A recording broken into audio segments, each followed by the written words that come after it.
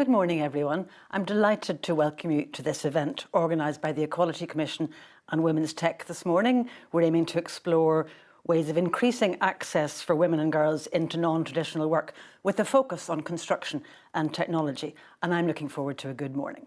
I'm Evelyn Collins, the Chief Executive of the Equality Commission, and I'm really pleased we're working on this event in partnership with Women's Tech. You'll be meeting Lynn Carville, the Chief Executive of Women's Tech, later on. She'll take over from me mid-morning. And Women's Tech are launching new research into women in construction and trades, intervention to build impact in Northern Ireland today, which you'll also hear more about later on. A few technical rules to go through. If we could have the slide that shows the technical rules, although I'm hoping you're all in and understanding the rules of the game. We'll have your microphones off. Turn your phones to silent, please. This is an online event. We are recording it. If you don't want to be captured on camera, turn your camera off. If you get better reception with your camera off, do that. You'll have received a link from us yesterday with a few things linked in it, so I hope you get a chance to look at that. And there's also a Twitter hashtag for if you want to make some comments during the morning, both of ECNI and hashtag Not Just for Boys and hashtag Women's Tech, which should be on a background slide too. If you want to ask questions, please use the chat function and I'll be able to gather them up and ask our panel, ask both our speakers from this morning and the panel later on. But I wanted to take a few minutes now just to set the scene for this event. It is clear that occupational segregation on grounds of gender is a key feature of many Northern Ireland workplaces, despite the introduction of sex discrimination legislation in the 1970s and many decades of work to promote equality of opportunity for women at work. Women are still overrepresented in occupations that are lower status and lower paid: administrative, secretarial work, the caring professions, personal services, sales, customer services work, and so on. And women are underrepresented in industries associated with science, technology, engineering and mathematics, the STEM subjects, industries such as manufacturing, transport and communication, energy, water and construction. This is well documented and is of concern not only to the Equality Commission, but also to others we know. Women should have equal opportunities to employment within these sectors, as well as other parts of the labour market. And while there is some evidence of some change over the recent period, young women are still less likely to study STEM subjects at further and higher education compared to young men, and thus their availability, particularly for high-level STEM jobs, is decreased. We know people with STEM skills have a wide choice of job roles, and we also know that STEM employers offer some of the highest starting salaries in Northern Ireland, so it's a big gap to be filled. In addition, we know that gender stereotyping and gender bias, particularly perhaps in some of the male-dominated engineering and technology centres, have been cited as barriers for women within these industries, either thinking about them as being appropriate job choice or when they get there too. But we know that the lack of women in STEM subjects is not about capability, far from it. It is about subject choices. I was looking back in Northern Ireland over the 3-year period 2016 to 2019, only around a third of A-levels taken by girls were in the STEM subjects, compared to almost half of girls taking A-levels in the arts and humanities subjects. Almost the complete opposite is the case for boys, with almost half of A-levels being taken by boys in Northern Ireland in the STEM subjects and less than a third in arts and humanities. That said, when you look at the results in 2018-19, girls outperformed boys in all STEM subjects except biology and computing. So it's not about capability, it is about subject choice. It is vital that young women with an aptitude for STEM subjects are inspired to see careers in the sector as an attractive option. This means being ambitious and determined in how we encourage girls and women to pursue STEM subjects, and also, importantly, in how we translate this into further and higher education and also into the workplace. We need to encourage young women and girls to choose science and research for their studies and careers, and we need to encourage employers to make changes so more women are attracted to careers in STEM subjects, in STEM industries. We know that the opportunities available to all of us, to women as well, depend on many factors: the level of wages, the variety of the work, the flexibility on offer for women, maternity provisions, the cost of childcare, the use of fair and open competition in job recruitment and promotion. All these are relevant factors in career selection. We also know that career and employment choices can also be affected by outdated and stereotypical assumptions about what's appropriate work for women and for men. Very powerful messages about gender and work remain alive in society. And our focus on this today is not just about improving women's opportunities in the workplace, it's also about helping to build a Northern Ireland where businesses are successful, diverse and inclusive. It's an area which needs sustained focus by all of us, not only to address the glaring gender inequality in our workplace, but also to help address the skills shortages in science, technology, engineering and maths.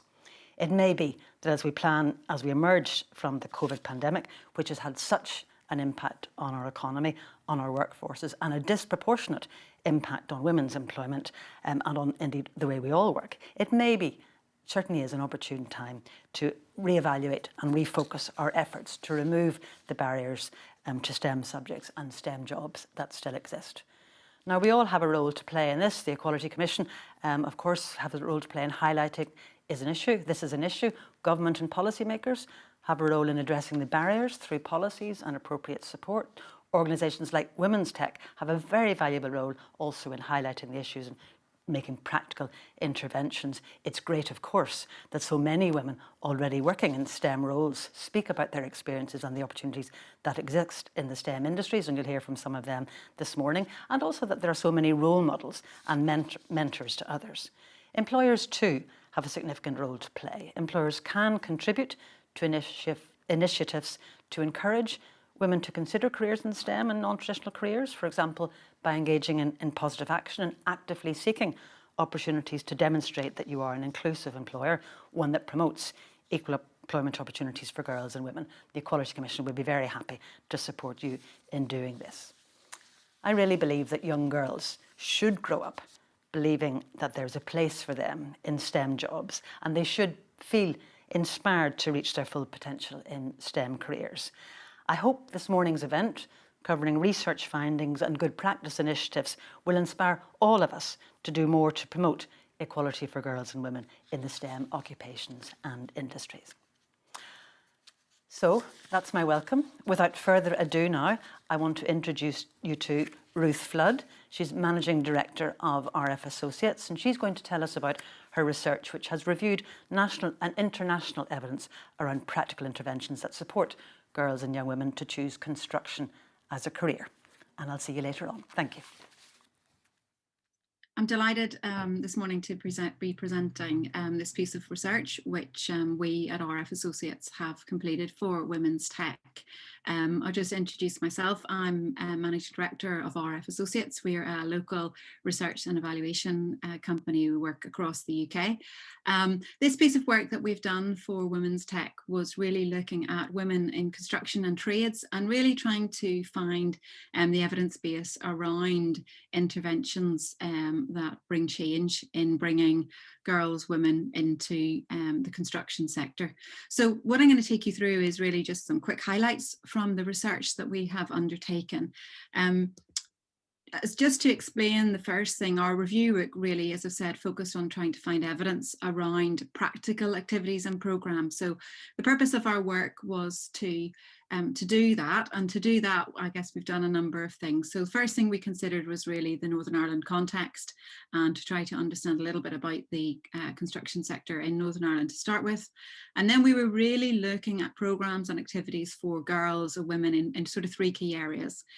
Programs which are around raising awareness, programs which are around role models and mentoring, and programs which were around really or functioning being a conduit between girls seeking apprenticeships and employers. So those were the three areas of focus.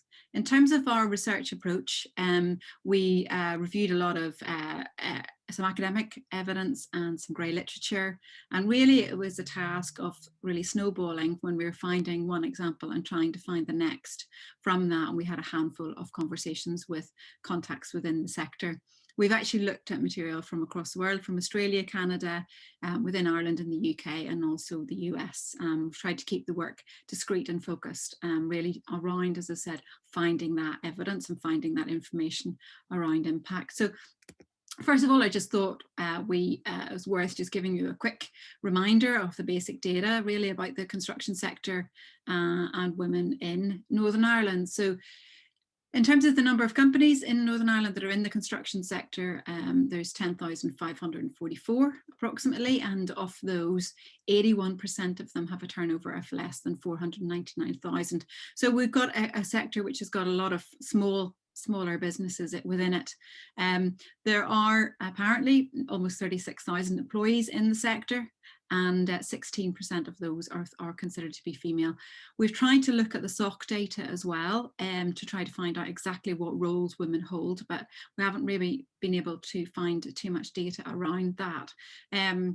It's not clear, for example, how many women would have a role on site, and data provided through a study that was completed in the Republic of Ireland would certainly suggest, certainly in the Republic of Ireland, it's as little as 1% in the Republic of Ireland, so likely to be at around the same or less, possibly in Northern Ireland. In terms of just what's called the annual recruitment requirement for the sector, that's the number of people that are required to come into the sector on an annual basis.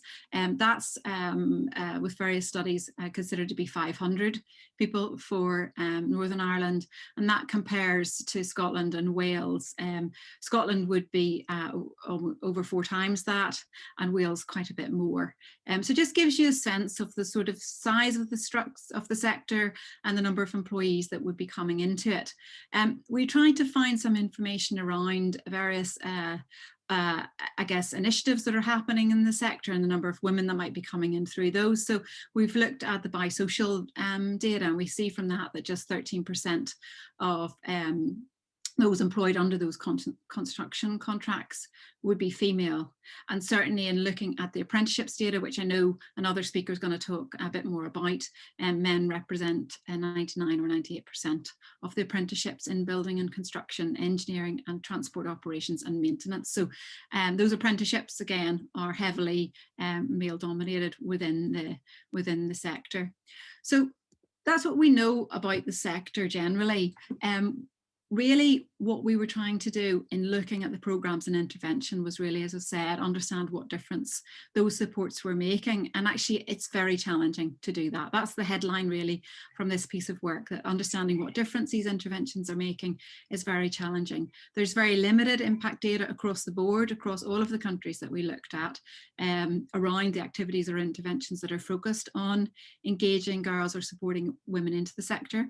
We looked at about 50 activities or programmes, and of those, 8 where we found some data, and only 1 where we found a specific programme evaluation. So there's very little independent work in this space evaluating these activities and interventions.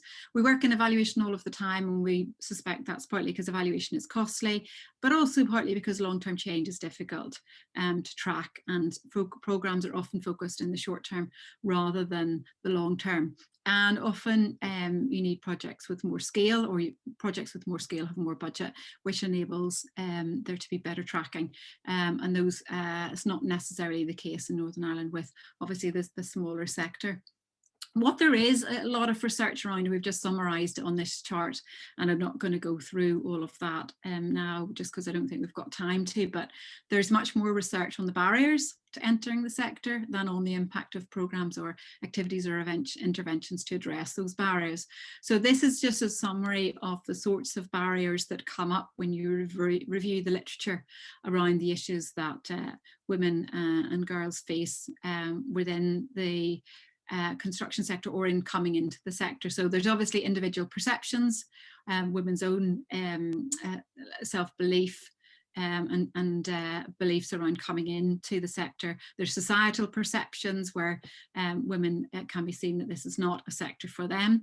There's a general lack of knowledge or awareness, so it's not necessarily a sector that a lot of women will know a lot about or that's necessarily promoted to them. There are practical issues within the sector in terms of access to right size work gear, etc., working conditions and so on.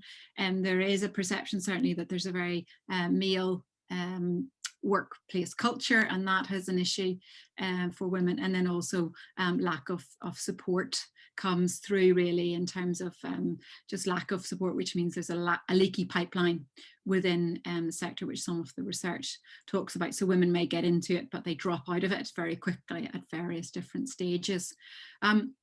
So that just gives you a sense of where a lot of the research evidence is. It's around these issues, the barriers and problems that women face in trying to get into the sector. If we come just to briefly summarise our findings around the interventions, most interventions are focused around general awareness raising activities. So that means work to change general perceptions of those who might consider entering the sector. So activities really range from work with younger children or teenagers around really changing general perceptions within schools to help young people consider the sector. And those would vary from general discussions through to maybe hands-on learning or the use of tools and things like that to give an actual practical experience. There's also then work which is really around changing views of those who are already in the sector.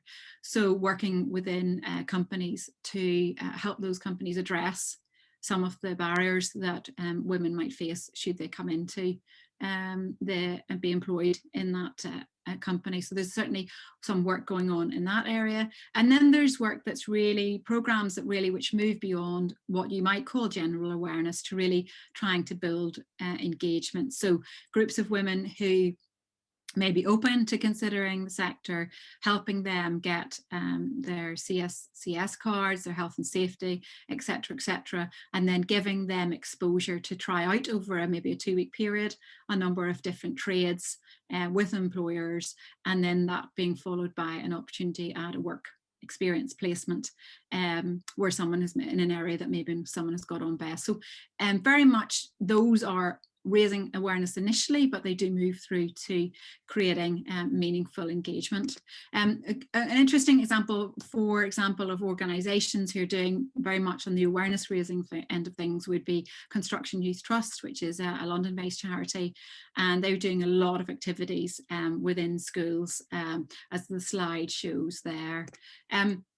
Mentoring is one of the key things that's talked about generally across activities, but we know we didn't find any programs that effectively outlined a model or an impact, talk specifically about impact in this space. Role models are very much used by the awareness raising activities to encourage women to be able to see other women in the roles that they might be considering. Mentoring is really a general term that seems to be part of many initiatives. The devil in the detail of mentoring, I guess, is what you partly term it to be. And certainly some of the other research that we've looked at more generally around mentoring, that would be one of the comments around it, is that it's variously described. Mentoring really plays a role in increasing skills, confidence and motivation. That's what mentoring is all about. One of the other things that comes out key within the research is just the role of peer support networks. Peer support networks were underlined as really a key part of programme activity. Women seem to gain a lot from having the support of other women who are going on a similar journey or who've had a similar journey. Women in into Construction in London would be an organisation if you wanted to find out more about. They've got some really interesting work in this space. Some of our evidence examples would come from them as an organisation. And the thing to comment on really about them is that they are really holistic in the approach that they take to supporting women to address a real variety of obstacles. So reducing barriers to entry, as well as advice and support in the case of anything in the workplace. So they're a really interesting organisation to have a look at, and certainly it's been one that's provided us with a good amount of evidence for their programmes. In the limited number of programmes we've looked at, they have talked more about work placements than apprenticeships. So apprenticeships was an area that we find it hard to find information on. There tends to be a preference seemingly for a work placement, and then people get passed on to an employer, I guess, who may then help them with an apprenticeship, but that's certainly not the focus of the intervention. So I think just really the things would be useful just to summarise probably are some of the important things that we learned around interventions for getting women into the sector. So we find examples of changing stereotypes at all ages in very practical ways, which was interesting. We find that organisations were working hard to develop good awareness of their activities with those who might send women to them, so job centres, colleges, charities, etc. There was really important on projects that they had commitment from construction industry partners who were really committed to bring change.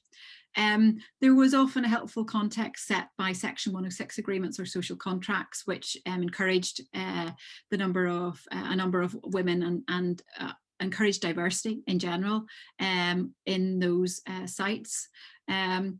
Basic training was important because obviously without that women can't get onto sites, and just that opportunity to try out different roles and have an effective short period of work experience, which allowed women the time to try out a role for them to see if they liked it, see if they enjoyed it, and also gave them an opportunity to show to employers that for that period of time they could do that role, and then things led on from there.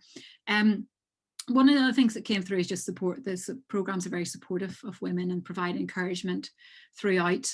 And this ability to continue to access benefits while on programs was important as well. Obviously, everybody's got to manage their existing commitments while they're trying to change their circumstances. So the ability to continue to access payment benefits while on programs was very important. I think the other thing just to note was that scale seems to matter, that certainly there are in a number of the projects we've observed around the UK, significant programs around bringing women into the sector have focused around large scale capital projects, but also effectively where partners themselves have got scale in what they are doing themselves, be they a housing association or a council. And one good example of that is Leicester City Council.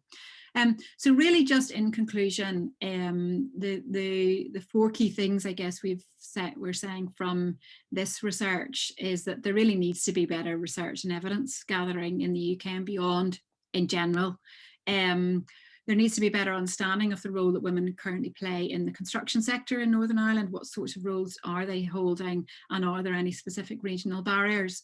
In terms of what we've been looking for, specifically that data around interventions and the difference that they make, there needs to be better data collection around the impact of interventions on all three of those areas: awareness raising, role models, mentoring, apprenticeships, all the areas that we looked at. You want to be able to understand what models work best and how can Northern Ireland as a region adopt those models. So there's generally a need for better understanding there. I think the impact of social contracts is really an interesting one to look at. There are no gender elements within the bisocial requirements within Northern Ireland. That would be, I think, an interesting area to look at and to see changed. And in fairness, from looking at all of the work we've done, we think programme opportunities are perhaps best explored where there's a clear focus on achieving particular outcomes and where there is most potential for scale and therefore impact. So where there are a number of partners and there's opportunity to access opportunities for women, a number of women as a group and as a cohort, that those are probably the areas where it's best explored. So sorry, thank you for listening. That's probably been a bit quick run through, but I look forward to questions when we have the panel later. Thank you very much, Ruth. That was a fascinating overview of the important work that you have done to look at evidence around practical interventions. I was fascinated by the absence, the difficulty you had in finding evaluations, but also really interested in how you drew together the valuable learning points and giving us some pointers to think about how we may take things forward in this area. So thank you for that. Our next speaker is Professor Joan Ballantyne. Joan is Professor of Accounting at the University of Ulster. She's going to talk about work she's done with Dr. Michelle Roos, also from the University of Ulster. Michelle is a postdoctoral research associate in the Applied Social Policy Sciences. She's going to join Joan for the panel discussion afterwards. But Joan is going to talk to us now about their work on apprenticeships in Northern Ireland and some recommendations for change and a clear gender gap. So thank you, Joan. Good morning, everyone. Thank you for giving us an opportunity to speak at the Building a Gender Agenda workshop. My colleagues, Professor Anne-Marie Gray and Dr. Michelle Roos from the School of Applied Social and Policy Studies, and myself from the Ulster University Business School, are delighted to talk to you today about apprenticeships in Northern Ireland. Just to let you know that the research project that this study is part of is funded by the Joseph Rowntree Charitable Trust, and we are indebted to their funding. So what we do here in this case study, we look at the potential for gender budgeting using data from Northern Ireland Apprenticeship Programme. So first of all, by way of the institutional setting, in over 20 years since the Good Friday Agreement in 1998, statistics unfortunately continue to affirm the persistence of deeply embedded gendered inequalities, which continue to inhibit women's life opportunities in the region. And this is well rehearsed.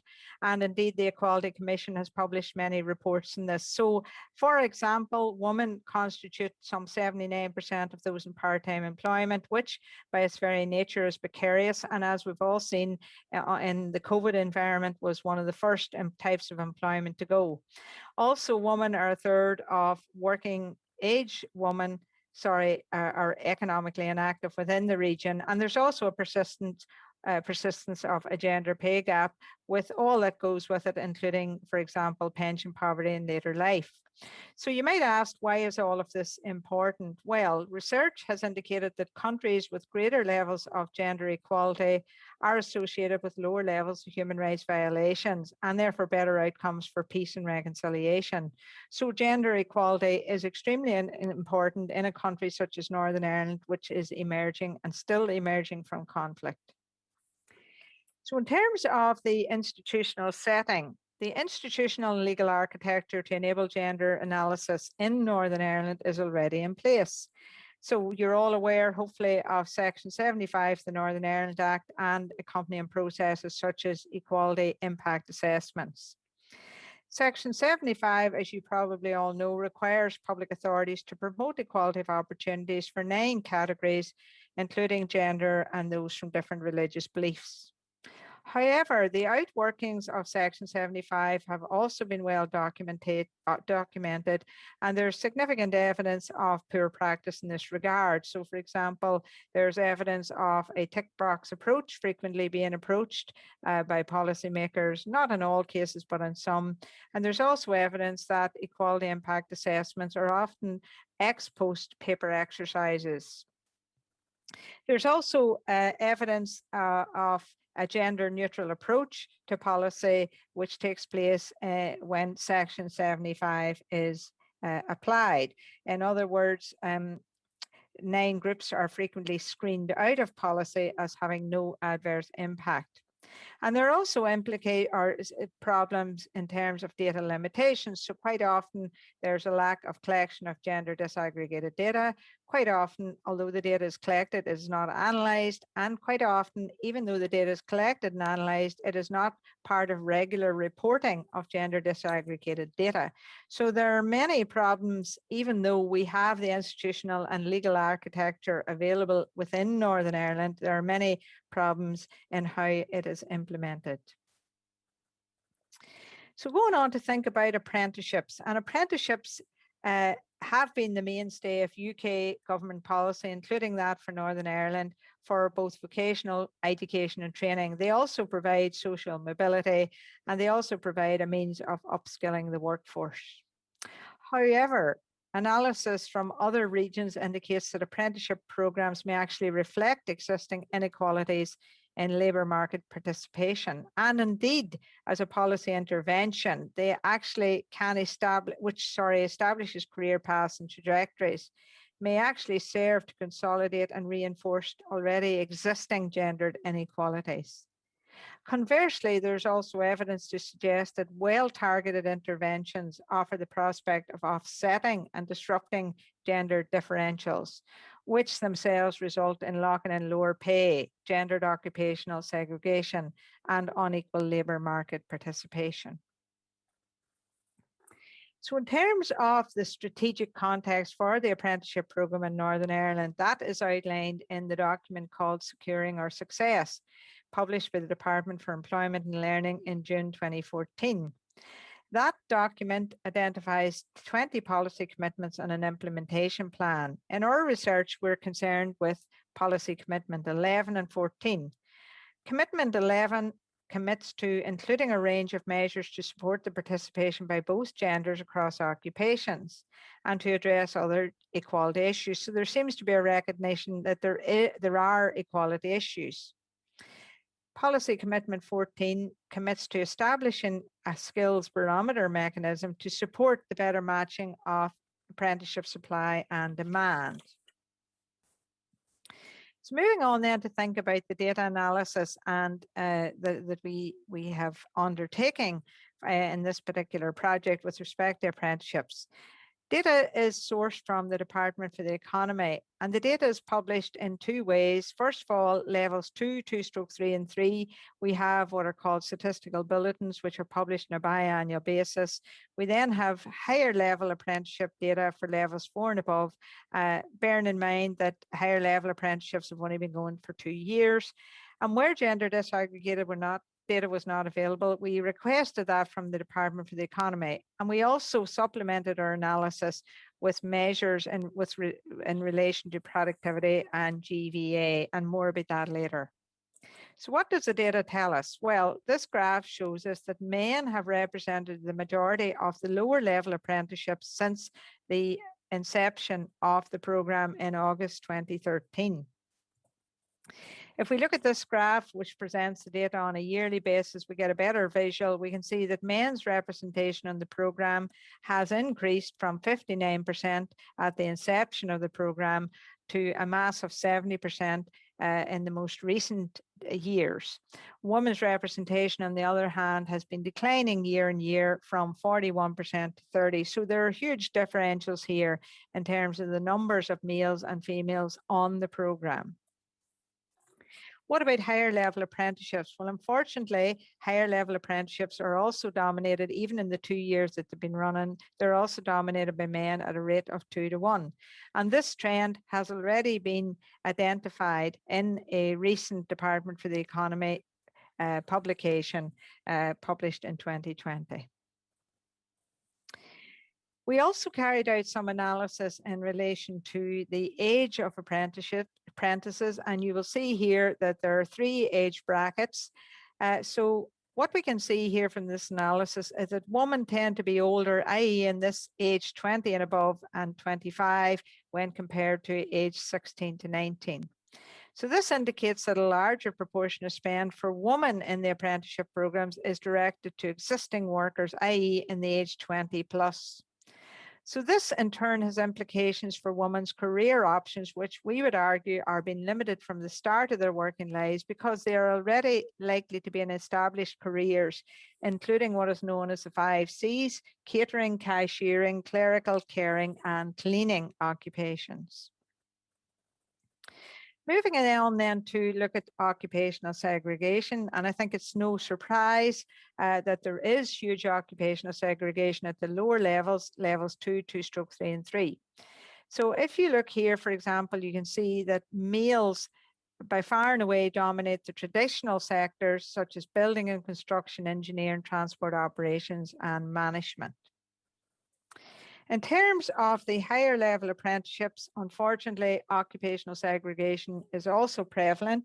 So if we take, for example, the top 67% of all higher level apprenticeships, we see that there's huge occupational segregation here. Now, earlier on, I said that this has been recognised by the Department for the Economy. Unfortunately, although it's recognised, there doesn't seem to be any plans to deal with this effectively. Moving on then to think about how much is invested in apprenticeships. And what we find is that in terms of measure of GVA, which is equivalent to GDP, males contribute 2.18 times more on an individual basis when compared to females. If we take the total sector for apprenticeships, we see that males contribute 5.36 times more than females. And that's because males study subjects linked to higher productivity sectors. So those higher productivity sectors, there's greater investment made in those by the government. And and there are also more physical male apprenticeships. Remember that statistic from the very start. So at the most recent data, 70% of the lower level apprenticeships were males versus 30% for females. So in summary then, what do we find? We find that males represent the majority of participants on the apprenticeship programs, both at the lower and the higher levels. We also indicate that the apprenticeship program exhibits unmitigated occupational segregation, which has the implication of locking women into economic and labour market disadvantage and all that goes with that. So lower wages, gender pay gap, pension poverty. We also find huge disparities in GVA generated by male and female participants, both at the individual level and also at the combined level. And we also find that public expenditure overwhelmingly benefits male participants. And that's because there is an overrepresentation of males across the programs, 70-30%, remember. And there's also colonization in the more intensive, resource-intensive programs such as engineering. So our analysis leads us to conclude or identify 3 policy practice gaps. The first relates to occupational segregation. Now, occupational segregation is noted as problematic from the outset within the apprenticeship strategy. So if we look here at policy commitment 11, it also argues that apprenticeships will include a range of measures to support the participation of both genders across occupations. And the department will take the twin track approach of addressing existing gender imbalances within the traditional sectors, whilst also aiming to ensure that a gender balance is instilled in the new apprenticeship areas from the commencement. However, despite recognition that occupational segregation is problematic, there are no targets or performance indicators within the strategy. We would argue that basically renders this commitment 11 aspirational at best. And this is in direct comparison to other regions, for example, in Scotland, where specific targets are set to reduce to 60% the percentage of modern apprenticeship frameworks where the gender balance is 75-25% or greater. We also identify a policy practice gap in terms of the differential within the 16 to 19-year-old participant age group. Our early analysis, remember, revealed that within this group, young women were significantly underrepresented at a rate of 4-to-1. And we would argue that this suggests that while apprenticeships have provided a policy intervention for young men aged 16 to 19 in the not an education, employment or training group, it has failed to afford the same opportunity to young women. Therefore, we would argue that apprenticeship policy is not catching enough women at the start of their career, but rather when they are already on established career paths, which, as we've argued earlier, entrench gender segregation and lock in lifetime labour market disadvantage. And finally, we note a policy practice gap in terms of the skills barometer. So earlier on, we noted that policy commitment 14 committed to establishing a skills barometer to support the better matching of supply and demand. And that As you all know, the skills barometer has already been established and is firmly rooted within the apprenticeship programme. The skills barometer is used to identify and prioritise training in line with forecasting of skills required for economic growth. Furthermore, support for adult apprenticeships is restricted to the economically important sectors needed to rebalance the economy. The use of such forecasting based on the skills barometer therefore has the potential to influence skills assessment, the privilege occupations and skills allied to manufacturing and production. Thus, we would argue that the skills barometer in its current status fails to conceptualize economic value beyond productivity measures and thus remains under-responsive to other important areas, including the current and impending skills crisis in the social care sector. So our recommendations, we make a number of these. We recommend the development of long and short-term SMART targets with associated performance indicators to reduce occupational gender segregation. We argue for the utility of women-only training programs in non-traditional sectors such as construction and engineering. We argue for the use of cash incentives for employers to incorporate potentially a gender premium to get more females into the apprenticeship programme. We argue that public procurement processes and statutory duties under public contracts also could be used as a policy lever to ensure greater gender equality and diversity in the apprenticeship space. And finally, we argue for the rebalancing the higher level apprenticeship framework to acknowledge the contribution of other professions, including care-based, to the Northern Ireland economy. Thank you very much for your attention.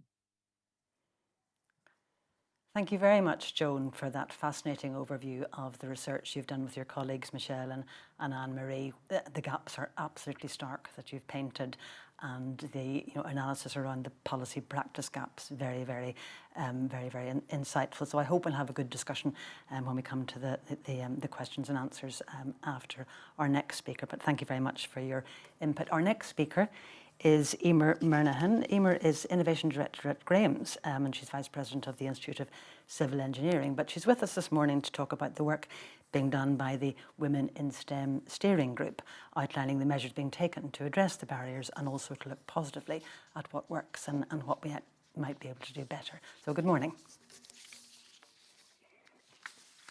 Thank you, Evelyn, for the kind introduction, and good morning, everyone. I'm actually just a bit floored by the evidence that Joan has just presented us with. Anyway, I have to get over that and get on with what I'm here to do today. So I'm delighted to be here today to speak to you on behalf of the Northern Ireland Women in STEM Steering Group. And you should know that we are not all women. The steering group was appointed by the Department for the Environment in 2020 and is representative of key stakeholders from industry, the professional bodies, and the public sector, including the Equality Commission, one of the organising partners for today's event. The remit of the steering group is to act as an umbrella organisation to help coordinate activities for the advancement of gender equality in STEM within Northern Ireland. Slide change, please. Just so as you know, I'm in Oma and not too sure of my broadband, so somebody's kindly swapping the slides for me. So our ultimate aim is clear and unambiguous. It's writ large on this slide, not just to have more girls participating in STEM education and STEM employment, but that more STEM employers are fully inclusive and representative of a diverse workforce. And there's more. We are ambitious to accelerate change because it is long overdue, because it is the right thing to do, because currently we are missing out on huge opportunities to innovate, and because our future economic success depends on this transformation. And so we have set ourselves a target that by 2030, that 30% of all young people moving into STEM are girls. We know that to achieve this outcome, we need to work together and partner with other organisations already active in this space. We will collaborate to promote activities, events, initiatives and share best practice to support the advancement of gender equality within Northern Ireland across all stages of the STEM pipeline, from education through to employment. Moreover, we will showcase the achievements of women in Northern Ireland, positively role modelling fulfilling careers in STEM. We've already started our journey, and you can read more about us, the work currently being undertaken, our partnering organisations, and I'm delighted to say an impressive number of women in STEM on the Pulsar Live portal. So the links are shown on the slide. And if you don't know about Pulsars, and particularly Jocelyn Bell Brunel, then you must look her up. And perhaps we can chat about that later. Next slide, please. The benefits of a diverse workforce are well known. Evidence from McKinsey and many others shows us that diversity is a competitive differentiator. These are the facts. More diverse companies are better able to attract and retain top talent, to improve their customer orientation, to achieve higher employee satisfaction, are better at decision making, and guess what? All this leads to a virtuous cycle of increasing returns, making the business more sustainable. And there's more. More diverse companies secure greater market share than less diverse companies in the same industry and in the same country. Yet, despite this compelling business case, diversity within and across STEM industries remains stubbornly constrained. So something else is at play. Why else would we not grab this potential silver bullet? One striking observation from the Royal Academy of Engineers following their extensive research was that there is a persistent culture and perception that there is no crisis of inclusion, there is no burning platform to drive action. Rather, it's a consistent pattern of low level of inclusion with regard to women engineers. Really. Next slide, please. To explore the situation in Northern Ireland, I need to introduce you to the work of Matrix. Matrix is the Northern Ireland Science Industry Panel, and as the name suggests, it is industry-led. Its primary aim is to champion the role of science and technology as one of the key drivers of economic growth in Northern Ireland. It commissions research and advises government on how to best develop Northern Ireland's priority STEM sectors. Fact. All Matrix reports to date have highlighted the issue of STEM skills shortages as a barrier to growth in Northern Ireland's priority sectors. Fact. The conclusion of the Matrix 2018 Women in STEM report stated that a significant gender imbalance across the STEM skills pipeline is a major contributing factor to these skills shortages. Let's look at the snakes and ladders graphic where I tell you some more facts from that Matrix report from 2018. The decline in girls participating in core STEM subjects between GCSE and A-level or further education in Northern Ireland is 65%. That's the pink snake. Compared to a 6% drop-off at the same stage for boys. And that's the blue snake. In 2018, only 7.8% of girls pursued STEM to employment in a STEM role. That's the same percentage that was reported in 2008. No change in a decade. And only 15% of those currently working in STEM careers in Northern Ireland are women. I find these results not only stark, but personally upsetting. So many young women are missing out on amazing careers, like the one I have had and continue to have. Next slide, please. The Matrix report also outlined the key barriers and challenges that we in Northern Ireland need to tackle if we're to make progress in girls' and women's participation and progression in STEM. This infographic highlights just some of the barriers that have an impact on girls' disengagement with STEM, shown in red, and Ruth actually focused on many of these. And on a positive note, some of the STEM experiences and engagements that are known to help build confidence and science capital, shown in green. Family, education, role models. It's not the first time we've heard this today. The Matrix report has highlighted the opportunity for Northern Ireland to unlock the skills potential of 50% of the population and support the STEM talent pipeline by helping young people and girls in particular make better informed choices in their future education and employment. The report went further and also presented some recommendations as how we could achieve this, and I'll refer you to the report.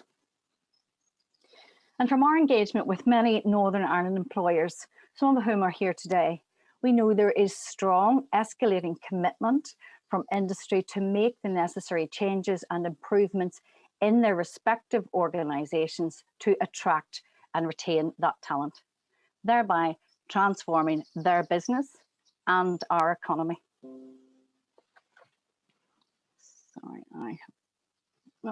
Sorry, just a little blip there, my technology.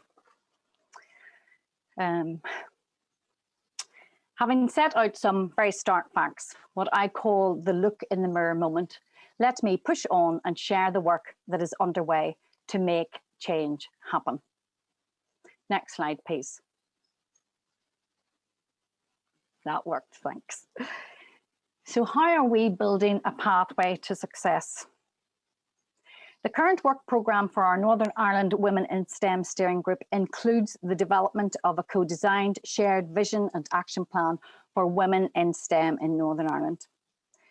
Recognising that the barriers and challenges to girls' and women's participation in STEM are complex and varied, and again, we've heard about that earlier, we acknowledge that no single intervention, single policy, single government department, single organisation or single programme can alone solve the issues around gender diversity in STEM. And we have a further challenge. Northern Ireland has limited resources. However, we strongly believe that Northern Ireland can strike out on an ambitious and confident footing. There are many examples of good practice in Northern Ireland, many STEM organisations shining a light on opportunities, and many employers improving the culture. But we can do better. Actually, we must do better. I can hear Lynn Carville whispering in my ear. We know that working in isolation does not yield the outcomes we need. And so organisations are now coming together to build a vision and collectively committing to action that will help us achieve our goals. If, rather when we succeed, we have a wonderful added opportunity to establish Northern Ireland as an exemplar STEM region. By working together, we can ensure that we deliver a Northern Ireland that is STEM ready by 2030. Next slide, please.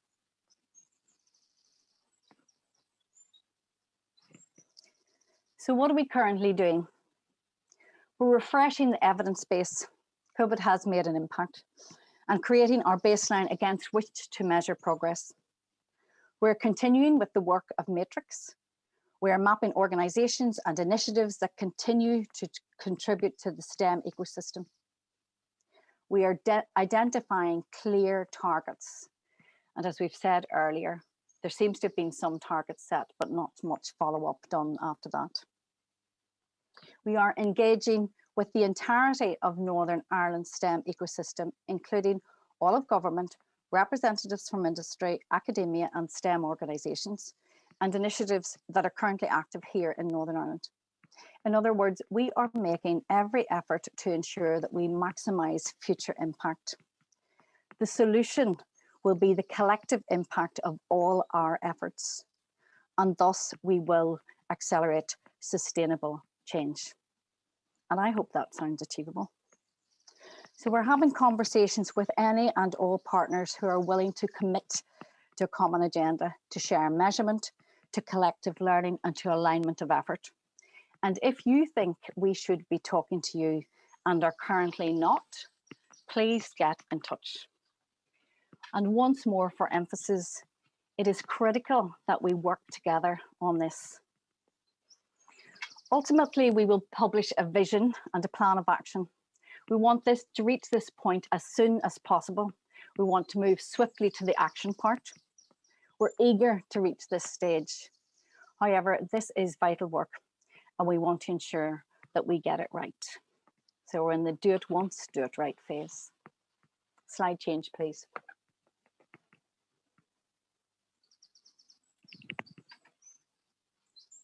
And what of our government activity, you might ask?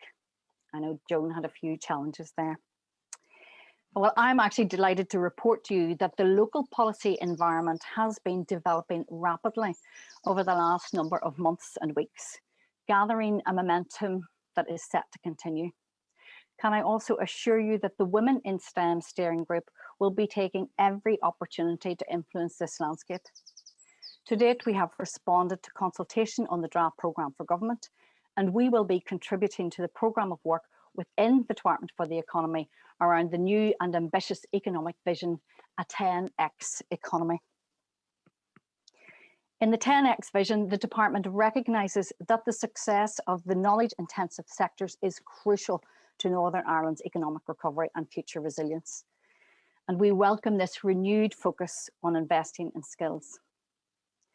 There is recognition that supporting these sectors become more diverse will help to address the skills shortages, boost Northern Ireland's productivity and competitiveness, and help Northern Ireland achieve its future economic ambitions.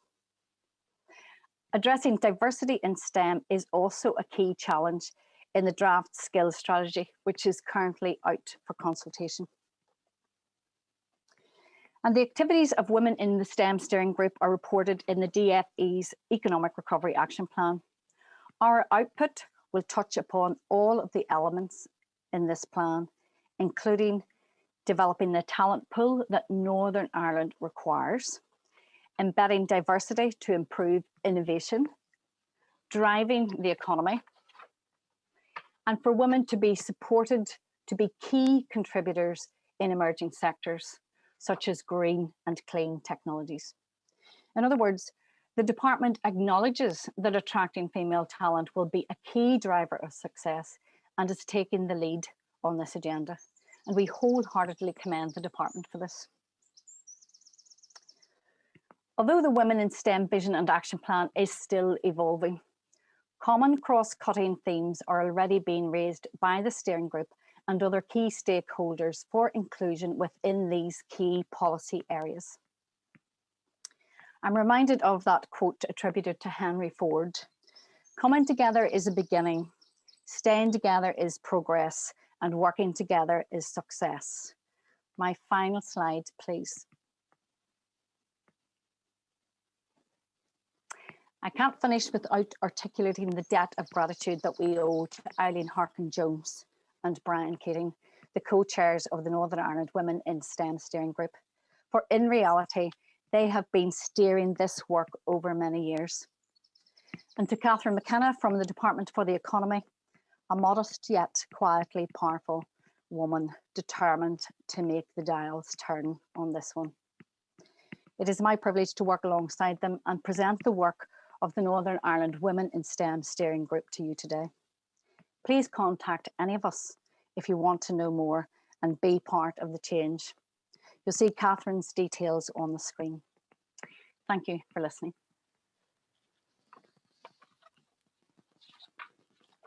Thank you very much, Emer, for that overview of the work being done by the working group. I was actually feeling the same way as you did when you said that you found things deeply upsetting. I think we all do. Some of the figures that we've shared this morning have been so stark, and for some of us working on equality, have been a persistent and consistent issue for decades, as I said earlier. So really, it is time to change. So we have 10 minutes now, colleagues, for questions. I'm not getting any up on the chat feed from participants, and I hope that's not because you don't have questions to ask, that there might be some technical difficulty here. But so I'm going to ask a question first, and in fact I have a question for all the panel members, so I don't want to let participants off the hook, but we'll certainly. I first wanted to ask Joan, actually, Joan and Michelle, as I said when you finished, that figures there are very stark, and one of your conclusions really was a query about whether the capacity of the strategy overall is capable of responding to the skills demands in Northern Ireland and adopting a much less gendered approach. And I suppose I wanted to ask you, what's been the reaction in the Department for Economy to the very stark findings you presented about the really big gap, both at lower level and higher level, of participation by men and women in the apprenticeships, and also the nature of the occupation that they're following. So what's been the reaction of the department, and kind of what are your next steps with the research?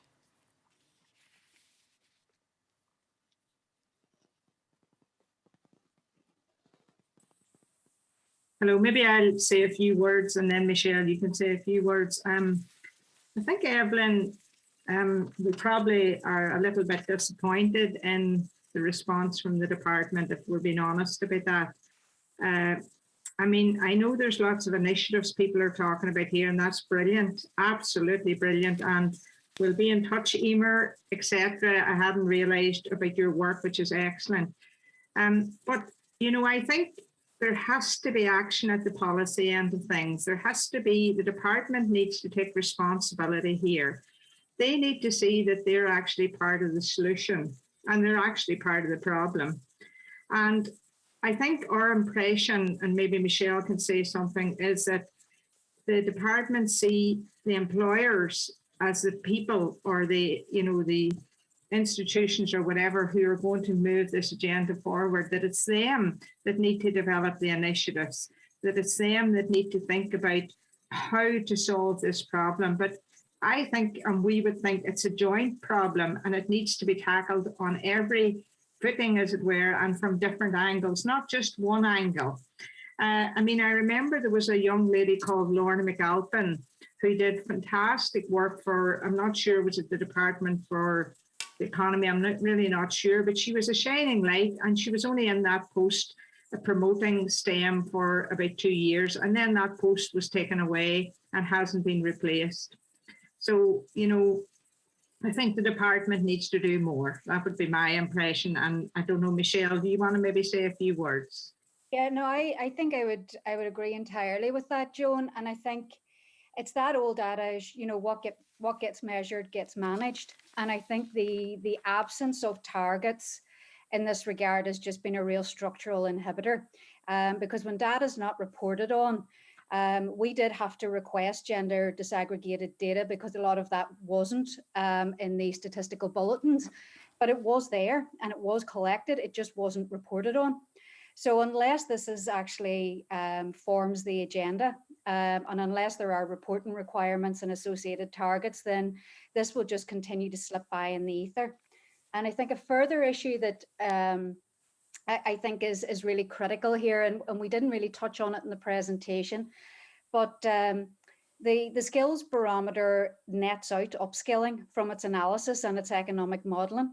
And I think from the data that we considered and looked at, when we consider that women are engaging with apprenticeships at a later stage, really from 20 years and upwards, then upskilling and netting upskilling out of economic analysis has a really gendered implication here. So I think the skills strategy and the skills barometer itself may need to sort of revert to that and look at the gendered implications of forecasting. So I think there is a program of work there in terms of recalibrating the existing strategy and the forecasting tools in ways that provide an analysis that is open to the gender differentials that are in play here. No, thank you. And I mean, you mentioned data, the lack of availability of data. So did Ruth in her presentation, and not only data, but also issues around lack of kind of evaluation. So I think it's been a core theme running through each of the talks, and certainly Ruth had called for better data collection and impact of interventions. We have one question from our audience member asking what policy area intervention would you prioritise to begin change in this area. So I maybe ask Ruth that, having looked at the evidence that you were able to find around the impact of interventions, you know, if you were able to pick one area, or what would you pick as a priority in terms of an intervention for change? I think the key change that is required is evaluation of the policy interventions that come into place. You know, there are the policy cycle, if it's done correctly, allows for intervention activity and monitoring of that intervention. And in many areas, and this will not be the only area, you know, in many areas you don't see a follow-up piece of work which says we made these suggestions for these changes and we've monitored, have they worked or not? So the main intervention I would call for is proper funding for evaluation of those interventions that take place. Right. It seems a simple thing to say, but it is. There's much that happens in policy terms in lots of areas that are deemed great ideas and great saviours, and then don't get monitored. And certainly in terms of our current programme for government, which Emer mentioned, and the focus on outcomes-based accountability, we really have to follow the money. You know, where's the impact of public sector spending in these areas? So I suppose, so thank you for that, Ruth. And Emer, I wanted to ask you the same question around what area would you begin to prioritise? But I also wanted to ask you, you talked, which I'd never heard the kind of phrase for, the STEM ecosystem. And that was quite a kind of live concept for me when you said it. You'd also said earlier in your presentation, raised an issue about the kind of misconceptions around culture and was there really a problem and therefore should we be focusing attention on it. Do you want to say something about what you see the culture for change is in that STEM ecosystem in Northern Ireland? You know, you're obviously talking to a lot of different areas, but you know, are you hopeful? Are you optimistic? And where would you focus your energy and attention in terms of an area for intervention? Thanks, Evelyn. If I can remember some of those things that you've asked. So I suppose probably my overarching, I'm not sure if I'm going to respond to you in the right order that you've given this to me, but it seems to me that what we need is accountability. It seems shocking that there has been investment in numerous interventions over the years, and we do not know if they have been successful or not. So that's around accountability, and we should demand that, because I suppose in one sense we expected it, and it was only when we've done this research to look for the evidence that we find it's not being given to us freely.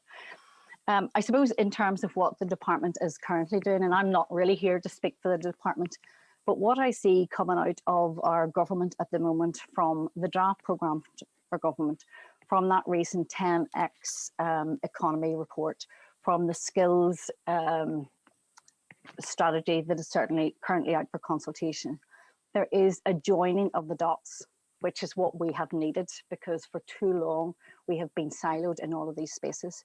And I feel that government is speaking to across the departments and taking a collective, and that's what we need to demand, that collective responsibility and accountability. And probably the Women in STEM steering group, that's something that we have very definitely see part of our, I suppose, constructive challenge, and want to ensure that the metrics which are currently being designed, and actually that has been the hold up for our strategic approach, is that we want to make sure that there is alignment to what government is enshrining in policy. I suppose this word accountability, I think, applies to us all. And if you've heard me speak before, you will know that 5 years ago, I wasn't speaking in this space. I was merely having a fantastic career of my own, being a woman in STEM. And it was when the likes of Lynn Carville and others said to me that I needed to use my position, not for my voice, so it's not about self-promotion, but it's to encourage others in this space, that I continue to be proactive. So there's a collective accountability. I think it's about all of us doing a bit. And I suppose my challenge is, if we're not active in this space, then we're possibly one of the barriers. And I was saying that as much to myself as to anyone else who's on the call and listening. Well, so engage and be active, because let's get this sorted. Yeah, no, thank you for that, Emer, and there's no doubt you're a great role model for many. And of course, as soon as we run out of time for the panel, for the question and answer session, we have a little slew of questions. So I'm going to read them out because I know you can't see them, and the rest of the participants can't see them. But there is a panel session after this, so perhaps Lynn, when she's chairing the panel session, will pick up. There's a comment here, excellent presentations, everyone, so I wanted you to know that. And then query, is there a need to focus on young women in socially deprived areas? Is there an age barrier in apprenticeships? Any solution to women entering apprenticeships later than men? Is a couple of questions picked up, obviously, in some of the findings of Jones. And you won't be able to go back, Joan, but people are engaging around that. And we've also had a couple of comments around what about a focus on encouraging men into female roles and men properly sharing maternity leave, paternity leave, flexible working, so the women's roles at home can be possibly shared. Women can't do it all. I think that's probably very heartfelt by many of us. Same person, totally agree on the need to support and encourage women in STEM, having experienced it much firsthand as a female engineer. Thank you for the interesting presentation. So I think we can all thank you for the very interesting and indeed passionate presentations that each of you have given to us this morning. You've set up the next part of the morning very well, and certainly reinvigorated, re-energised me to be focused on the Equality Commission's work in the area of STEM. So thank you very much indeed. And I'm going to hand over now there's going to be a video now, and then you'll get to meet Lynn Carville, who's had several mentions this morning. You'll get to meet her shortly. Thank you very much, everyone.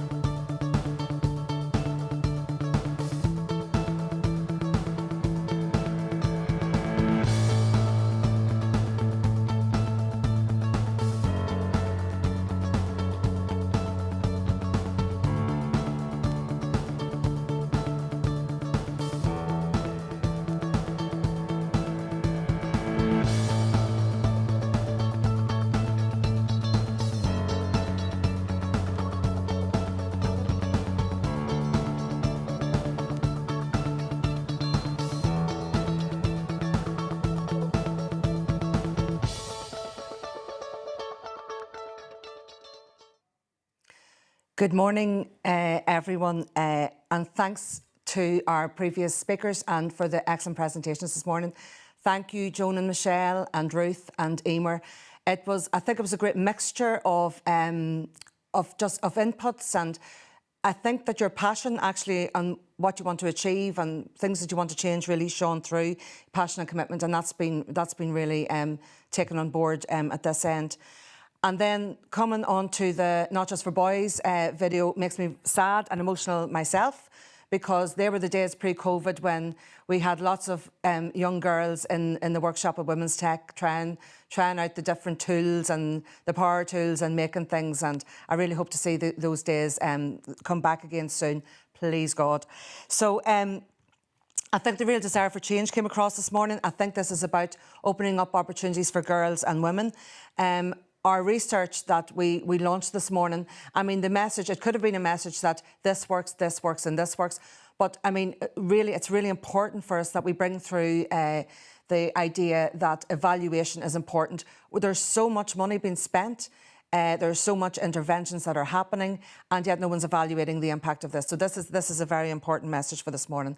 And the second key message for me, and something that's very close to my heart in all of this, is collaboration. None of us alone can make things happen or change things. It's really important that we work together and bring people together with all their different skills to create change. So the next session that I have the privilege to chair is our panel discussion, and for that we will be hearing from Maria Bradley, who's HR Director from Gilbert Ash, from Mairead Mayer, who is Director of Openreach, Professor Peter Roberts, who's Chairperson of the Northern Ireland Housing Executive, and Barry Nielsen, Chief Executive of CITB.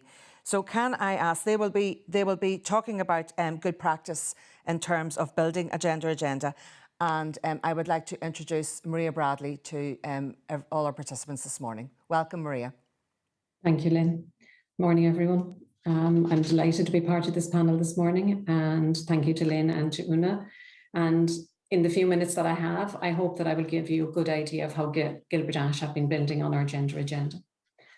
First slide, please. Gender diversity is not something that the construction industry would be well known for, but it has and it is continuing to improve on the gender equality front. In the past, the industry may have been seen as possibly a boys-only club, but we are very proud to say that our efforts have been heavily focused on growing a company and also influencing an industry that is not just for boys. And our partnership with Women's Tech is helping us to do just that.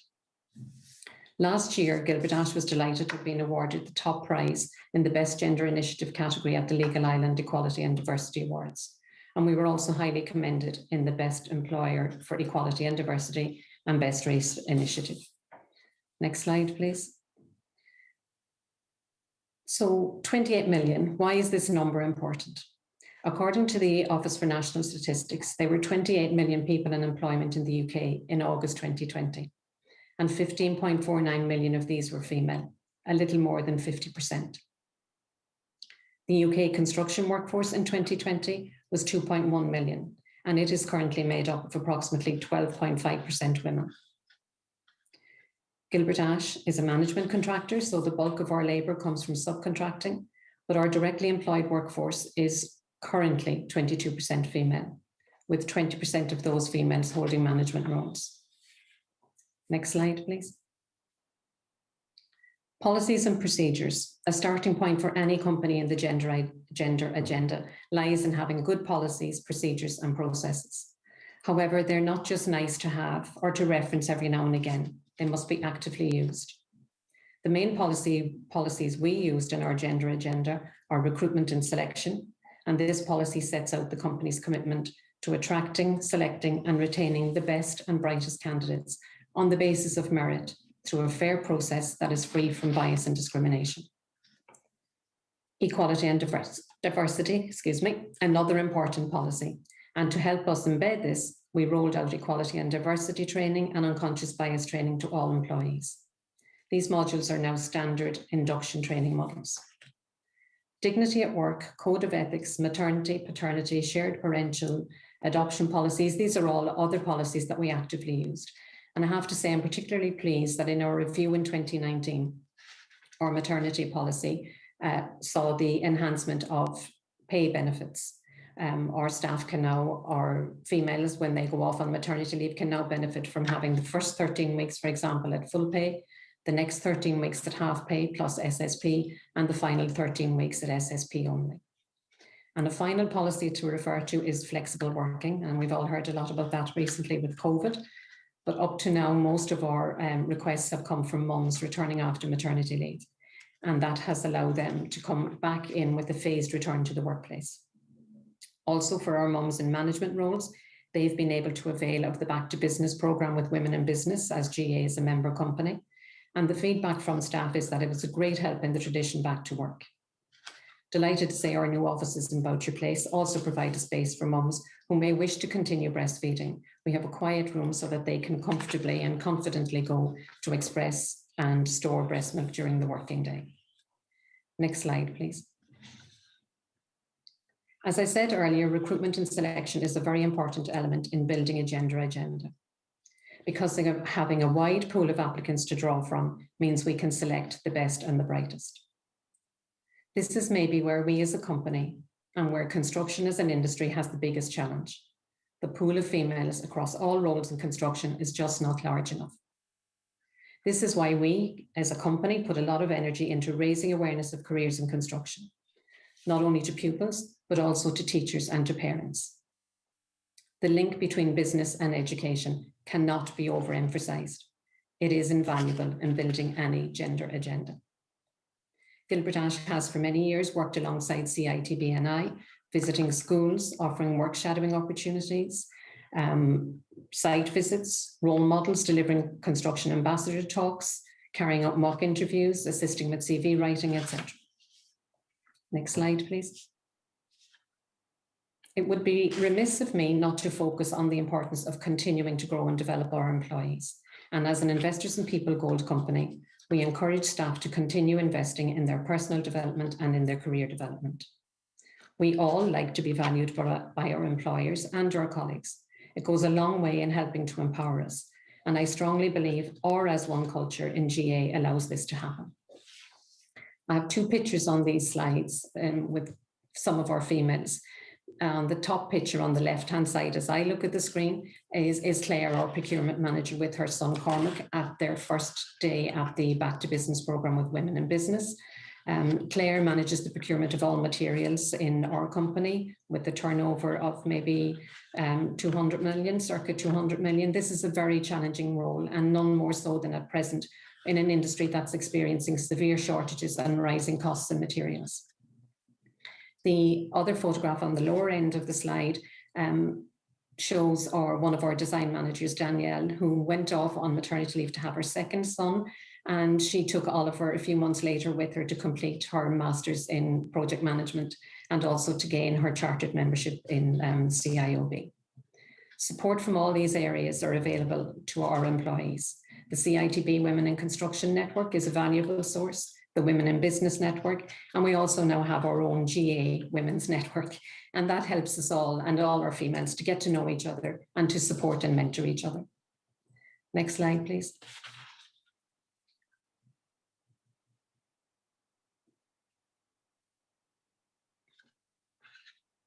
Sorry, we seem to have lost the slide, or I've lost it, but I'll keep talking if that's okay, because we're tight for time. Gilbert Ash is the first construction company in NI to hold the Bronze Diversity Charter in recognition of the company's commitment to gender diversity. Our Managing Director, Ray Hutchinson, clearly demonstrated this by speaking at the inaugural Women in Construction Conference in February 2019. Ray's vision and support for women in construction makes all the difference to us in Gilbert Ash and the wider industry. This is a big tick for any company when building a gender agenda. Senior management buy-in is essential. Next slide, please. Inspiring the next generation. I mentioned earlier our link with women's tech, and in particular the Not Just for Boys programme. This slide shows some primary school pupils from Our Lady's Girls Primary School in North Belfast, who during the construction of their outdoor classroom visited both Women's Tech and Gilbert Ash to sample skills and to hear more about career possibilities for their future. The outdoor classroom was designed and built through a partnership with Gilbert Ash, Our Lady's Girls and Women's Tech, with pupils contributing their ideas and enthusiasm. It was a fantastic project. Lynn and her team at Women's Tech are doing excellent work. They are actively connecting females with industries in skilled areas where they are typically underrepresented. And their efforts have certainly been welcomed by us in the construction industry. And my final slide. I hope this whirlwind through our gender agenda has been helpful, and I'm sure you will agree it is alive and kicking in Gilbert Ash. We will continue with our commitment to making a difference to women in construction through innovation, collaboration, and determination. Thank you for listening. Thank you very, very much, Maria, for that input, and thank you as well for keeping to the 5 minutes. I know it's very, very hard to talk about the range of activities and policies and procedures that you have. I mean, the three areas that I took from that was leadership. I mean, and you have amazing leadership in terms of with Ray Hutchinson as MD and Gilbert Ash. But you yourself also are, I would say, a trailblazer in this industry, alongside other women, and a mentor and a role model.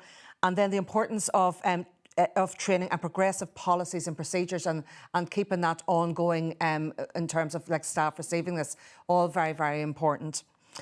So thank you very much for that. As I said, there will be questions taken at the end of the 4 presentations. So if people want to send them in the question Q&A box, that would be really good. And now can I introduce Mairead Mayer. I hope I'm pronouncing your name correctly, Mairead. She is the Director of Openreach, and I'm really looking forward to hearing what you have to share with us this morning.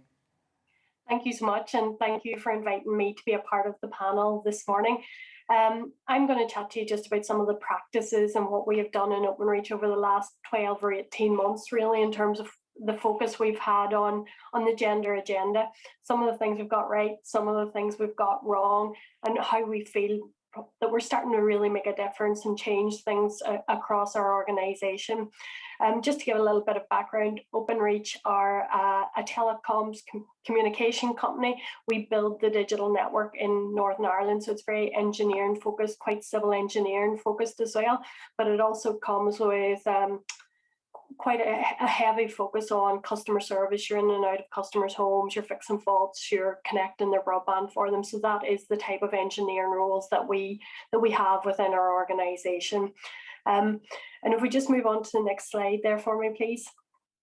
I've sort of divided this into 3 areas in my head in terms of actions that we're taking within our organisation to really help that gender discussion. And the first one for me is very much about encouraging the diversity of applicants, particularly into what I would call team member engineering roles. So as an organisation, we've got about 1,000 people working for us in Northern Ireland. If we look at that from a management perspective, we're much more diverse at a management level than we are at a frontline engineering level. So we have about 33% females across our management team. But if we look at it from a team member perspective, we're sitting about 9-10% females. And that is not where we want to be or the way we want it to continue going forward. Now, that has improved significantly over the last few years. If we step back, we were sub 5% a few years ago in that, but we still want to be really trying to push to get more females into, as we call it, the frontline part of our organisation, particularly via our apprenticeship schemes. So what we've really done over the last 18 months or so is really try to champion female role models, and not just female role models in senior management type roles, much more female role models doing the engineering role. So as you see here, this is one of our standard slide templates that we use across the Openreach organisation. But for all our recruitment campaigns now, we use female engineers in them. For our Ulster Rugby sponsorship campaign, with a female engineer in it. And it's very much about making that the new norm, the new accepted visuals for our Openreach team in Northern Ireland. As part of that, we've also launched our Watch Me campaign. Again, it's female role models within the organisation. It's females completing engineering roles. And we've got that from new entrants into our business, so people that are doing our apprenticeships at the minute, but then progressing through the careers. So we have engineers that have been with us now for 40 plus years, just talking about how the industry has changed and how they've actually been mentoring and helped people come through the organisation as well. But one of the things that I'm quite excited about at the minute is we have just recently reworded our adverts to try and encourage more female applicants into the business. When we took a step back and we worked with an outside company to really look at the wording in our applicants, we thought it was probably quite macho in terms of its tone, and quite probably put people off from applying because of almost the inferred skills that were within it. So we've really retained the essence of what the job is, but changed some of the language to move away from it being, this is a very physical role, you need to be physically fit, or you will be out in a van all day doing engineering activities. And we've sort of almost more softened that language and talked about it that you do need to be fit to do the role, but it doesn't mean to say that you have to be extra muscular or anything else to be able to do it. And we've explained it's just about lifting ladders and driving the van and whatever, but it's just to try and really stop putting off young female applicants for applying for it. So trying to keep it much more positive in its language and much more about what the role is about, which is connecting people. So families, communities, organisations, and that positiveness out of the role. And from one of our national teams that have trialled this, they've seen that the number of female applicants has went up by about 50% by just changing the wording in the advert. So that's one we're very, very keen to see what that does to us in terms of the profile of our applicants in the coming months. The other one that I have been very keen that we have focused on across our organisation is removing unintentional barriers. For somebody that has come through engineering apprenticeships, engineering degree, and been working in engineering type roles over the last 20 years, I've very much come to realise there's unintentional barriers there for females within our organisations. And it's just things that we have always done the same way. It's been custom and practice for 40 plus years. And we've never questioned ourselves in terms of how does that make people feel, or how is that stopping females from either entering or progressing within our organisation. And to really try and uncover some of this, we've held quite a few roundtables with our females in our organisation to really get them to open up and start talking about some of this. One of the things, and this might sound very basic, but it was a review of equipment. And the one that really stuck with me was ladders. So ladders are a day-to-day piece of equipment that we use in our organisation, and all engineers have to do it.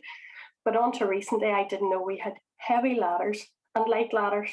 The ladders do exactly the same job. They have the same safety rating, but we wait for somebody in our organisation to be struggling with the heavy ladder before we offer them the light ladder. So just for me, that was the wrong approach. Why does somebody have to come and say, I am struggling to get this ladder on top of this van, or I'm struggling to carry this ladder across a field before we say there's a lighter option available? So now in terms of initial assessment centres and people coming into their role, be you male or female, there's two ladders there, a heavy one and a light one. You can assess it and you can decide which you find it easier to work with and do. You don't wait for somebody to struggle to carry a heavy one. So that's just small barriers that were there that we're trying to remove. The other thing that we're looking at is very much trying to make the uniforms and our harnesses for climbing much more suited to the female form. So you see the photo here in terms of this harness that the female engineer is wearing. It's not particularly a very comfortable harness. So we've been working with outside suppliers now to redesign that harness. And that again will become the new norm in terms of we will just give those out to the females within our organisation rather than waiting for people to complain of them being painful or uncomfortable to wear. The other thing we've become very aware of is ensuring the visibility of female employees at the interviews and assessment centres. For some of the females that actually came to our assessment centres but decided not to accept our offer of an apprenticeship, they were put off by the lack of other females around them. So they were like the only female in a group of maybe 15 men in to do the assessment centre. They didn't see female trainers or female managers there in a day. So that's one we've very consciously decided to make sure there are always female role models there and available to really encourage people that this is a diverse and inclusive organisation that they want to be a part of. And then the next step is very much about trying to make it an inclusive workplace for us in Northern Ireland. So you wouldn't just skip on to my slide again there. But this is about ensuring we have the right facilities available across all our exchanges. So we have almost 200 exchange buildings right across Northern Ireland. Those exchanges have been there in many instances for 100 plus years. We're having to go around all those exchanges now and check what the facilities are and making sure that there's female facilities available there. And if not, and if there's no room to do it, that we amend the facilities there to very much make them unisex. So removing all the male signs off the toilets, making sure there's the right equipment in place and everything in there rather than just assuming, well, the men can use the toilets in exchange and the woman has to maybe go find a shopping centre or something to be able to use female toilets. But it was things that we've probably never questioned before because our exchanges have just existed and been there for such a long period of time. I think like a lot of organisations, and it's been chatted quite a bit about, we do have our flexible working policies, and very much we're finding that those are really being used at the minute by both males and females across our organisations. I think as the roles of fatherhood has changed over the last few years as well, we're very much seeing that being taken up by both males and females across our engineering teams. And as I mentioned here, we have our pre and post maternity support. Because the thing that really shocked me, and maybe I didn't think about it before I had kids myself, but some of the female engineers said to me, you know, my manager almost didn't know what to do with me when I was pregnant in terms of what was safe to do, what wasn't safe to do, how to carry out the risk assessments in the role. But then even after that, when they come back from maternity leave, there was almost an assumption that physically that they should be able to do everything straight away. So again, just working through what the requirements were post-maternity as well in terms of that return to work process.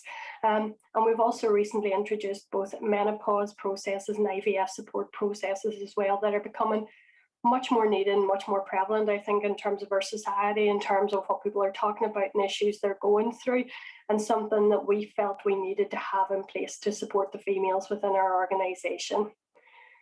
We've also established a GEN network right across the UK in terms of to encourage people to come together, talk about the issues, and really work through ideas in terms of how we can really help improve things across our organisation.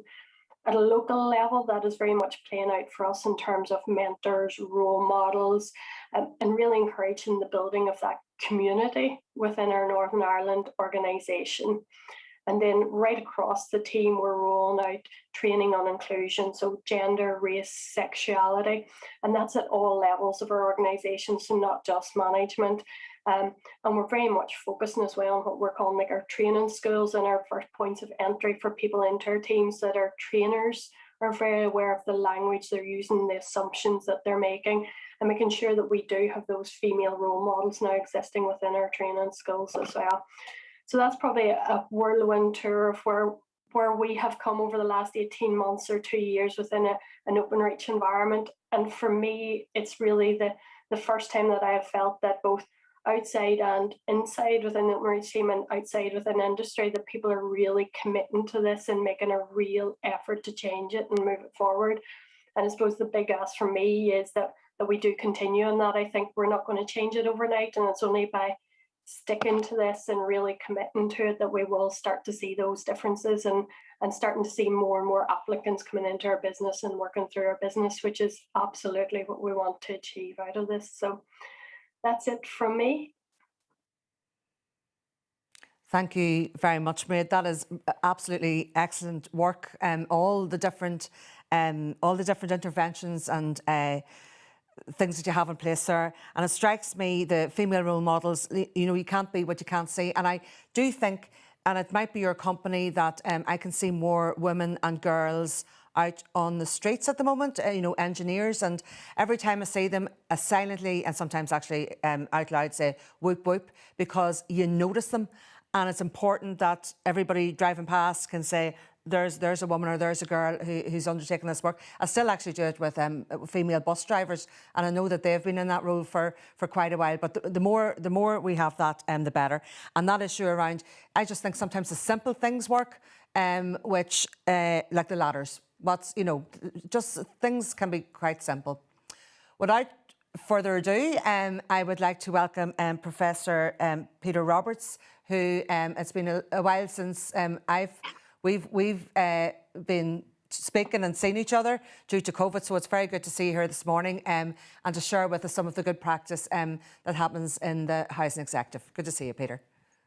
Okay, well, good afternoon, Lynn, and good afternoon, everybody else. And can I thank Women's Tech for organising this event, which is both timely and important in that hopefully with a post-COVID recovery in sight, we've got a real opportunity not only to reset the economy, but more importantly, to reset the labour market.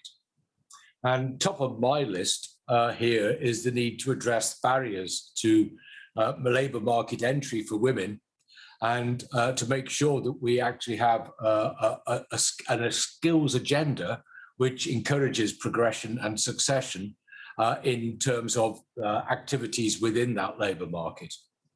Now, much of what the Housing Executive does is in sectors of the economy that traditionally have an underrepresentation of women in the workforce. For me, to ignore this issue is both foolish and irresponsible. It's foolish because you're isolating your organisation from a remarkable pool of talent and skills. And it's irresponsible because you have a duty of care to everyone in society. And we feel that especially. We have a duty of care to everybody who lives in the communities in which we operate. Additionally, in our 50th year, it's our golden anniversary year. I can't help but reflect on some of the words that people use about the Housing Executive. Words like honest, words like fair, words like trusted, just, concerned with cohesion, a great employer. These are not just words, they reflect the underlying values in our organisation and they reflect our aspiration. So where are we now and what are we doing to build on our previous success? Well, first of all, let's have a reality check. I'm a great believer in reality checks, and I think some of the other presentations have been really good at doing this. The gender balance in the Housing Executive currently is 54.7% men, 45.3% women. But if we take out our direct labour organisation, who provide basically construction services to our tenants, the gender balance is 47% men, 53% women. So as a consequence, this tells us exactly where we need to focus particular attention. We need to focus attention on our direct labour organisation. And it's on our construction skills and employment opportunities where we need to focus activity. And that's why we've been really keen to work with Women's Tech for the past 3 years on Not Just for Boys. You saw some examples of the work done on that programme earlier. This is an innovative partnership that aims to build on existing initiatives in order to provide young women with information and career pathways that will help them to understand better the opportunities that exist in the construction sector and will help them gain access to training and jobs. The programme, through working with Women's Tech and other partners such as CITB, who we're going to hear from shortly, regional technical colleges, employers, and other enablers, aims to provide apprenticeships and mentorships in the construction sector, leading to qualifications and to career pathways. But this fantastic flagship partnership initiative, and I can't emphasize enough the need for that partnership approach, is only one of our affirmative actions. Other initiatives include, first, in February 2021, we invested with Women's Tech to help establish a new social enterprise recruitment agency, which targets people in the communities in which we work. And building on this, we're now progressing a recruitment agency for women to work in the construction sector. We're working with the 4 Hours programme in Derry, which is a large furniture and waste recycling social enterprise. And we're working with them to establish a Not Just for Boys style organisation aimed at helping young women gain jobs in the construction sector. We're progressing our work towards silver status with the Diversity Mark Northern Ireland programme, with specific target activities aimed at supporting women, such as an enhanced menopause support policy and a further review of flexible working options to support women in particular. Most importantly, in our 50th year, we've established an initiative that will impact all our activities, especially in the construction sector, but with particular consequences for women throughout the Housing Executive. We've called this the ARTES programme, and this is already transforming the way in which we attract, recruit, train and support women to enter the labour market. It's also linked to a means of direct implementation through our property maintenance programme. Very recently, the board has approved contracts worth £217 million, and we've tied those contracts to requirements amongst the contractors to recruit and train through apprenticeships, with particular emphasis on creating opportunities for women. And all of these initiatives are set within the context of an affirmative action plan for the next 5 years that will enable the housing executive to go much further in its efforts to promote equality of opportunity for all. And we were delighted, because I believe in leadership from the top, we were delighted that Joan Ballantyne and other colleagues were able to join us recently at a board workshop, which demonstrated that commitment. We can't rest in our efforts to promote diversity and inclusion. And while I'm chair, we will make progress. I can guarantee you that. If COVID had not intervened, by now we would have established our organisation-wide academy. This is now a target initiative for the 2021-22 year. But in the interim, we're making progress through our Artists initiative in the construction sector. Just doing the legal or professional minimum is absolutely not enough and will never be acceptable to the housing executive. It beats me why in 1915, my Welsh grandmother, could volunteer and train to become an aircraft fitter and rigger and manufacture biplanes. But here in 2021, 104 years on, we're having this debate. For me, it is common sense that we ought to promote diversity and equality across all the characteristics which we wish to see promoted. Thank you all for your help. Thank you all for your support in this vital task. Together we can and we will transform the nature, gender balance, skills and performance of our workforce. This is not an option. For me, it's a social and economic and human rights necessity. Thank you. Thank you so much, Peter, for that. It displays fantastic leadership, and I think that's really good, and it's been such a pleasure working with you. I think the opportunities for girls in construction skills and women and girls who live in housing executive homes is huge, and there's so much work that we can do there, and I'm very, very keen to bring that forward collaboratively. So thank you. So now can I welcome Barry Nielsen, who is Chief Executive of CITB NI. And Barry, it's good to see you this morning. So you're our final speaker in the panel. Thanks very much for joining us. Thank you very much, Lynn, and thank you for the invite here. Firstly, I'd just like to clarify, CITB NI's role within the industry is to support the construction sector, the employers, to develop the skills of those employed and intending to be employed within the construction sector. And I'd like to focus on that second part, the intending to be employed, maybe a bit more for this, because we do that in many ways. A major focus for CITB NI and the industry is encouraging and recruiting the next generation of skills. And if we don't address the gender agenda, that's going to become more and more difficult as we compete with other sectors for the best talent. Not to address this agenda means we're missing out on 50% of the available talent to the sector, and that's just not acceptable. CITB and I are doing this not on our own, but in a collaborative way. And I'm really pleased to hear everyone talk today that the best way forward is for everyone to work together, because that is certainly the issue. No one organisation can tackle this issue. No one organisation has the answers to this. And no answer will wholly work, but all the answers together and all the work together will collectively help us move forward.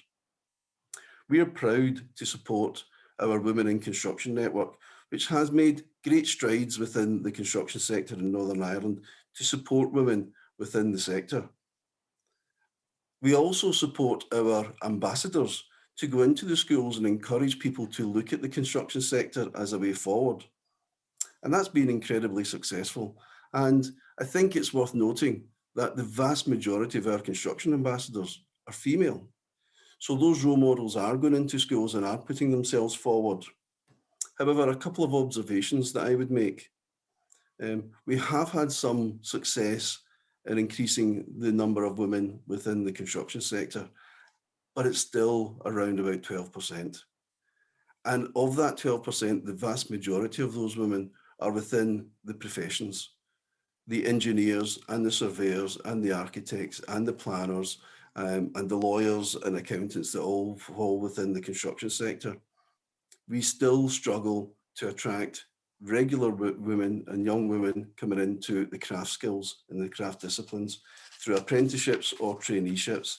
And that really is an area that needs a bit more focus. And on that point, that's why we are really pleased that we have supported and will continue to support women's tech in that promotion to young women into the more practical skills within the industry. We want to engage the next generation through the ambassadors, as I said, but success really needs more role models. It needs more craft role models to show that young women can move forward into craft skills within the sector. But possibly more importantly, construction is a sector where it doesn't matter where you enter it. It's a sector and an industry that will take you wherever your talents will lead you to.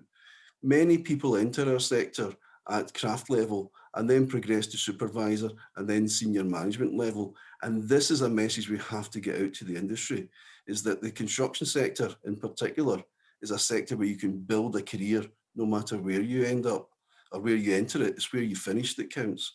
And I think that's really a message that we have to get through to the sector. There are perceptions in our industry that it is a very male-dominated industry. And a lot of these are true. There are a lot of employers there who do have, let's say, a male-dominated perception of their workforce. And I think these are the areas that we have to crack. Our larger employers are more enlightened employers who work more within across the country, are starting to move towards a more gender diverse workforce. And I think we have to push that down through our supply chain. But we will push it down through the supply chain by example and dispelling the unconscious bias that many people might have, or on both sides from employers and those who might look to identify the construction as a career path. Parents are often cited as a barrier to young women coming into the construction sector. So we have to work on that total image and make sure that people realise that it's not about mud and bricks anymore. It's a sector of glass and steel. It's a sector of high tech. It's a sector of so many skills that anyone entering it, no matter what their gender, can proceed and succeed within that sector.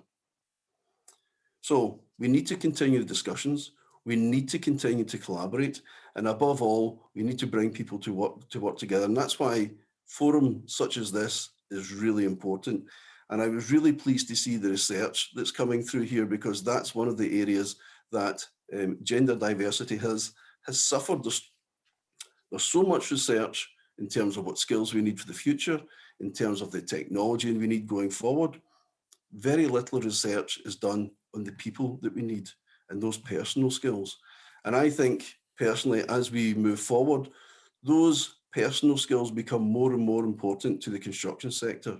As we change the way we work, as we change the technology within it, we need a more diverse skill set. And that means a more diverse gender within the sector.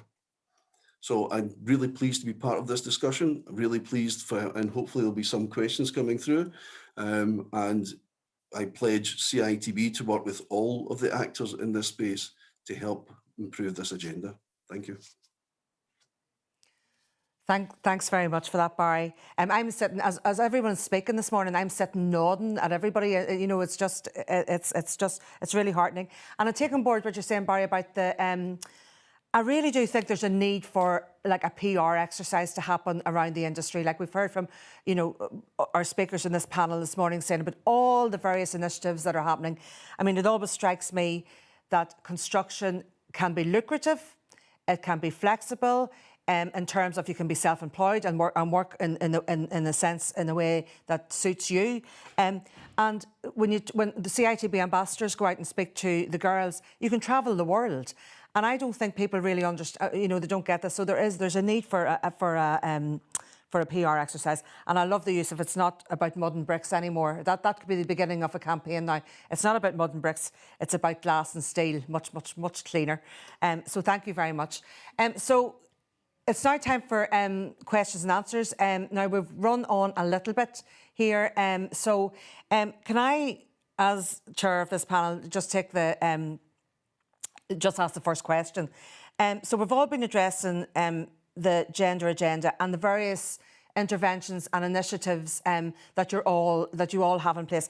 And I'm just wondering, like one of the things that I'm really pleased to hear is you all have female networks. Like that's absolutely amazing, you know, in your organisations. Have you thought, when you hear this morning, and so this is not a question that you can get wrong, but have you thought about, further to the research that has just been launched, about evaluating these, you know, what is working? You know, have you thought about that? You know, is the network something that works? Is it something else that works? Is it more about flexibility? And taking off maybe your professional hat, I mean, if you had one thing that you would like to, that you could just wave a magic wand and that it would happen and that you think would be a sort of a silver bullet that would change things and get girls and women moving into construction, what do you think it would be? So it can be anything. You mightn't have even spoken about it this morning. So they're kind of two questions, but that's the first one. Can I bring in Maria? Do you want to come in first? Just getting off mute there. I think for me, probably taking the first one, do the networks work or not? I think it's hard to measure and different things work for different people. I find some people in my organisation really get a lot out of the networks in terms of, for some of the managers in our team, it really makes them think differently about things. It really questions some of the perceptions and probably, as I said, it maybe closed thinking that they maybe had before that. But I also think it's good for some of the females in our organisation to feel that they're part of a bigger organisation where there's more females maybe experiencing some of the same things as them. They've come across the same things, and then they can start to really put into place actions and initiatives that we can use within our organisation. So very much for me, there's two things. One, it's building that community, that feeling, that awareness of just the females across the wider organisation. But two, it's really looking at what can we really do to make a change and make things different and help other females that are coming into our organisation. But it's all about keeping it quite positive. What can we do? How can we improve things? How can we move it forward? So from that perspective, if it helps one or two people in my team in Northern Ireland, I am all for it. So I would never take it away. I would always want to have that there because different things work for different people, and not all females in the organisation want to be a part of it. But for those that do and get benefit out of it, that is brilliant for me. In terms of a silver bullet or what we could do differently, for me, it's about encouraging more applicants into the roles. And I look back and even chatting about myself, I would not have applied for a role in engineering. I was being steered to teaching, accountancy. There's like 4 or 5 standard roles you get advised to go for all the time, except for my maths teacher said, what about engineering? And that was just like a light bulb moment for me. But if I hadn't had that conversation with him, I would never have applied for engineering. And it's like one of those sliding doors moments I often reflect on, and I go, how many other missed opportunities are there for females across Northern Ireland, across the UK, that we're missing having that one influential conversation with them and having that role model that goes, why not? What's stopping you? Go for it. You can do it. And it doesn't have to be a female. It can be anybody having that conversation. But for me, it's making sure that the role models and the people that influence our young people are having the right conversations with them. And it's about almost taking away a few of those stereotypes that exist about apprenticeships. How many parents are advising their young daughters to go for an apprenticeship? Like, I know my brother went for an apprenticeship with NIE, but that was not something that that I was ever, I suppose, outlined for and say, oh, apply for the apprenticeship. But actually, why not? And those are the type of barriers and mindsets we need to be challenging. For me, that's the silver bullet is any of us that have the opportunity to really influence somebody or have that conversation, that we take it and we do it. Okay. Thank you, Maria. Can I bring in Maria? Have you something to maybe say on this? Yeah, I would more or less just back up what Mairead said in relation to the networks. I think it would be very hard to actually evaluate, bar from the visible sign. I think it's seeing the confidence grow in the females through the network, the support that's been given, the self-esteem. And then in relation to the silver bullet, I think the big thing there is in relation to education. Okay. And parents, teachers being educated, knowing what's available in the industry, a big push on careers, and maybe the whole professional recognition for qualifications of the whole professional end of construction, from apprentice up. Yeah. Can I come in there? Of course. Evaluation's a really difficult one. When we look at the research, and CITB does quite a lot of research in various areas, we tend to count numbers. We tend to do research on the things that are easy to measure. Things like how many people have we interacted with, how many young girls have engaged with us, how many people come through to the women's tech events. What's really difficult to do, and what is probably the more meaningful evaluation, is what impact does that contact have? What impact? And that impact might not manifest itself for maybe 3 or 4 years or more. So it's, in terms of evaluation, I think we should look more at including evaluation into some of our interventions. However, perhaps maybe we should all come together to try and make sure that we have a longer term evaluation. It's not just about counting the numbers and the people who attend and the happy sheets as they leave the event. In terms of a silver bullet, strangely enough, my own board have kind of set me a challenge at the moment that I'm thinking about. And that is, the silver bullet might be to create a very, very consistent brand for construction, a brand that makes the construction sector look more attractive to everyone, a brand that actually shows the construction sector in its true light as being a sector that has a place for everyone within it, for all skills and abilities, and allows people to enter at any level and progress through to whatever their abilities will take them to. And I think for me, the silver bullet would be to have a very cohesive brand for construction that all employers and all actors within construction sign into. Okay, thank you, Barry. Can I bring Peter in? Yeah, certainly. I think what we need to do is to do what we've done with so many other things which require positive affirmative action across the piece. And that is to actually specify an outcome in programme for government or something like that. I'm not really interested in inputs. I'm not even interested in annual outturns. I'm interested in outcomes. And for me, the reason we do this is because we have a commitment not only to the individual, but we have a commitment to our community. So the more we can do to engage young women and all women in economic activity in our communities, the better we can actually serve our communities. I'm not really into bullets. I'm not only committed very much to equalities, but I'm also committed to peace. So I'd like to talk about silver ladders. My silver ladder, we're already building it. ARTES, which is our programme specifically aimed at attracting, training, supporting and progressing people in the construction sector, with particular emphasis on women and other underrepresented groups, is the first, if you like, faculty of our institution-wide academy that we're building. And that, for me, is my silver ladder to success. Why? Because we need to actually grow our own talent. There is not enough talent in Northern Ireland. We are competing with people who can probably outbid in terms of wages and remuneration package. Therefore, we need to build, nurture, and really support our own people. And they will make a huge contribution, not only to the housing executive, but to the entire construction sector and to the Northern Ireland economy.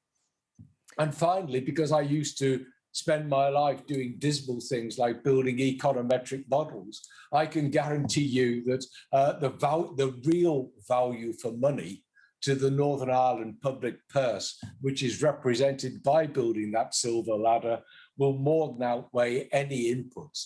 It is absolutely fantastic value for the individual, value for our communities, and value for money for the public purse. Thank you so much, Peter. Okay, I'll swap the bullet for a ladder. That's no problem. Great, thank you. Thank you very much. Listen, I'm afraid we've kind of run over time now, but I really want to say a sincere thank you to all for your inputs this morning. They've been absolutely fantastic, and the feedback that's come in about your presentations has been very, very positive. So thank you all for taking the time and for sharing what you think, well, there's good practice in your organisations and work in terms of bringing this forward. So thanks very much. And can I just say, it needs to be a lightweight silver ladder. A lightweight silver ladder. Thank you.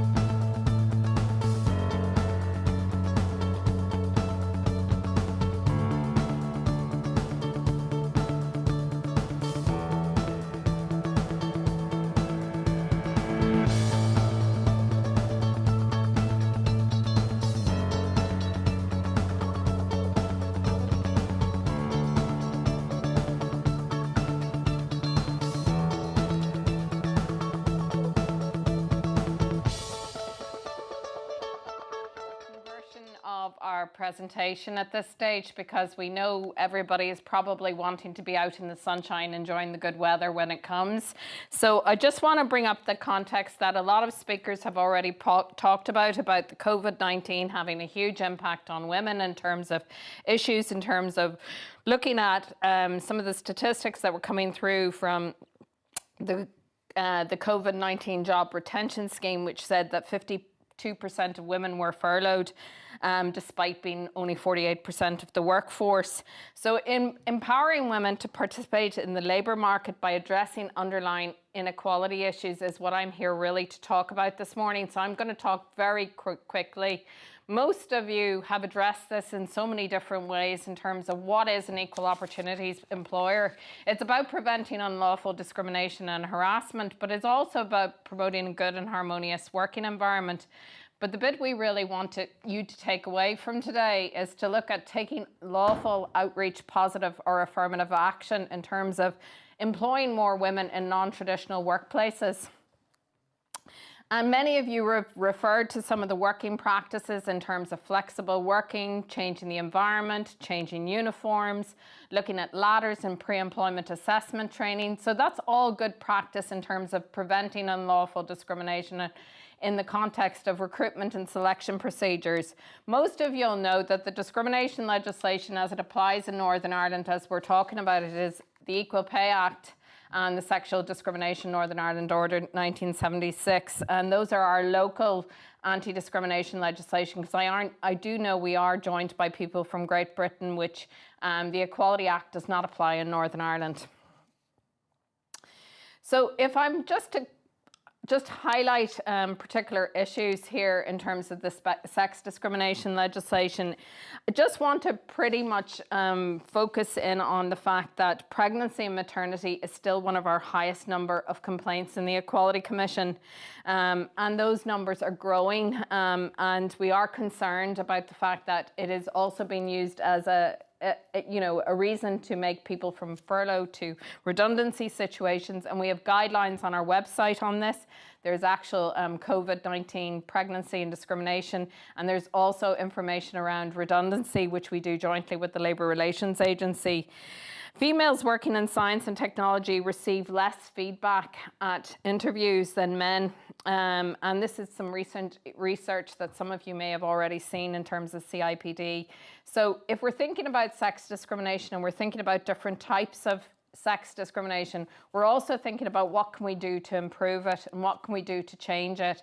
And I suppose this comes back to, where does this happen?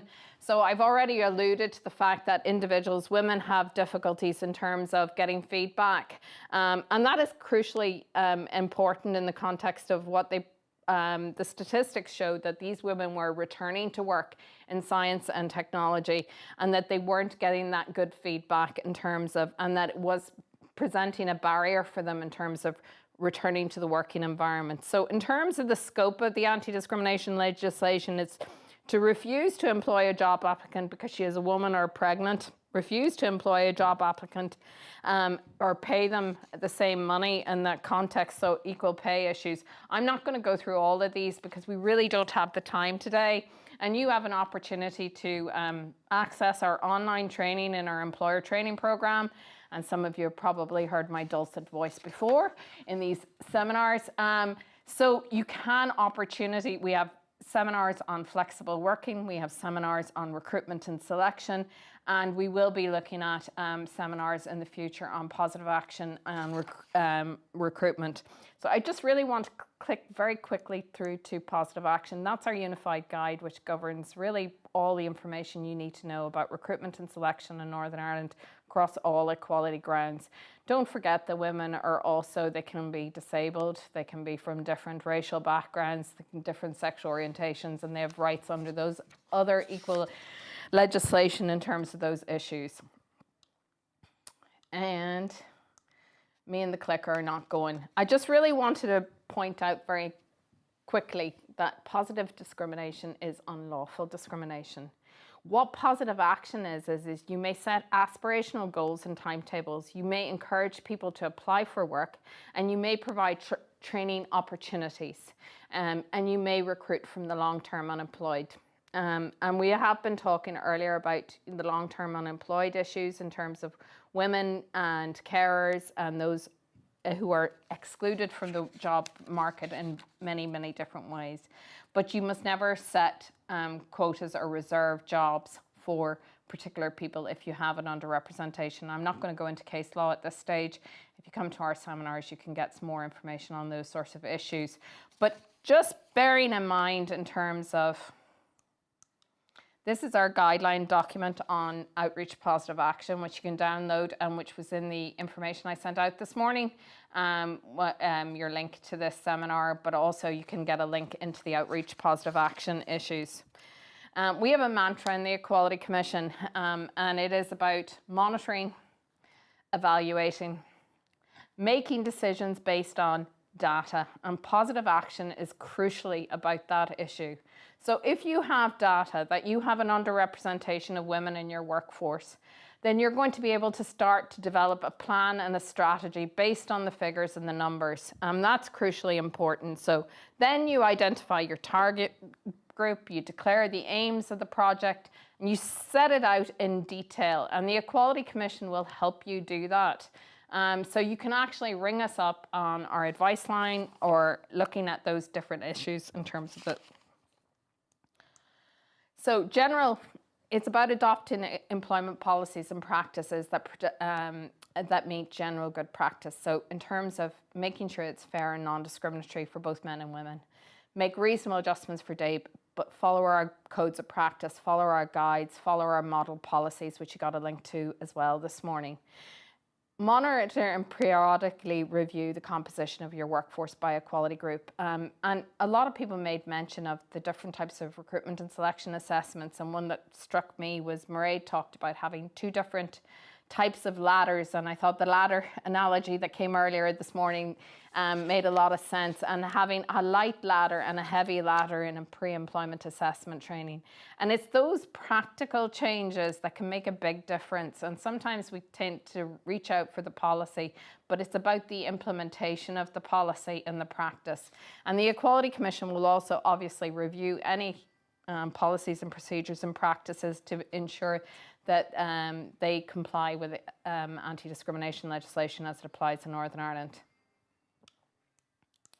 So what we would suggest you do is develop an employment equality plan, declare the aims, list your proposed actions, set your goals and timetables, monitor, and go back to that mantra around information in terms of, I had a lot of other information written here this morning, but I think you all need to get out in the sunshine. You all need to have a good day. You can also come to our training sessions. You can also ring our advice line for further advice on positive action. But the crucial part about positive action is that you know that there is different types of training and there is different types of training opportunities that you can provide for women and girls that can help change the representation within your workforce in a fair and equitable way, and still following anti-discrimination legislation in terms of a fair and equitable outcome. In terms of, I've listed it out like that because it's easier, and I'm not going to go through that, but it gives you an indication. But do look at your redundancy selection policy if any of you are in that unfortunate position at the moment. So those are the types of positive action which are listed under the SDO, which is encouraging people to apply for jobs and training opportunities. You can see that listed there, the different types, and offering training opportunities and facilities. The one thing that I didn't go into in any great detail is both apprenticeships and work placements are considered work under the directive, under the and also under the sex discrimination legislation. So it is crucially important that you think about that in the context of how you apply those issues. So apprenticeships are not training facilities, and that's really important to emphasize as well. So I'm not going to go through section 75 because you're not going to have time, but you can watch a video of my colleague Paul Oakes, who's actually going to speak now in a minute about how to screen a policy.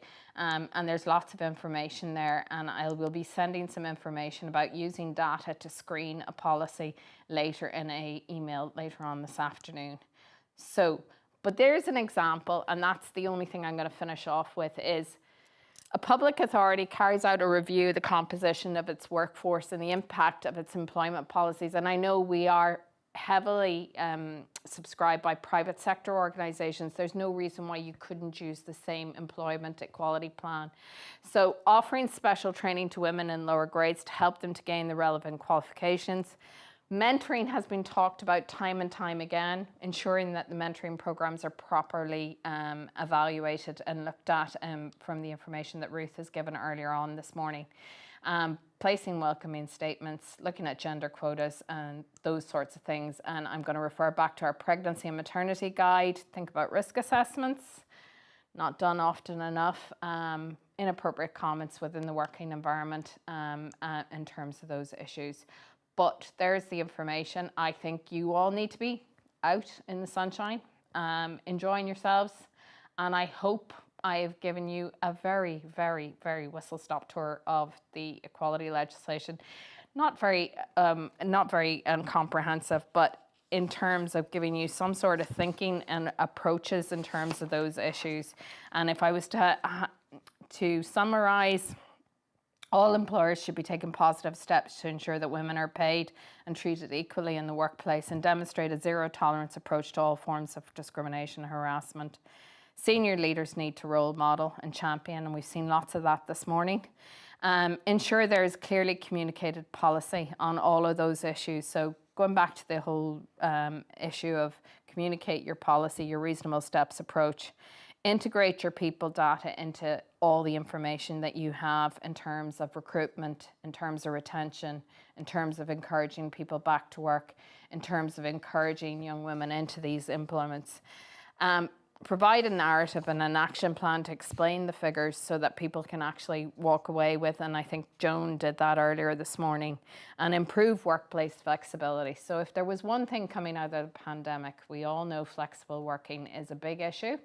We're moving into situations where there's potential for hybrid working, but there is some fantastic research which is on the CIPD website only this week about a project around flexible working on construction websites, on construction sites, and how they've rolled that out. So it may be an opportunity to look at those issues in terms of flexible working in non-traditional working environments, in terms of looking at those issues in the long term. Thank you for your attention this morning, and I'm going to pass over to my colleague Paul, who's going to close off the session.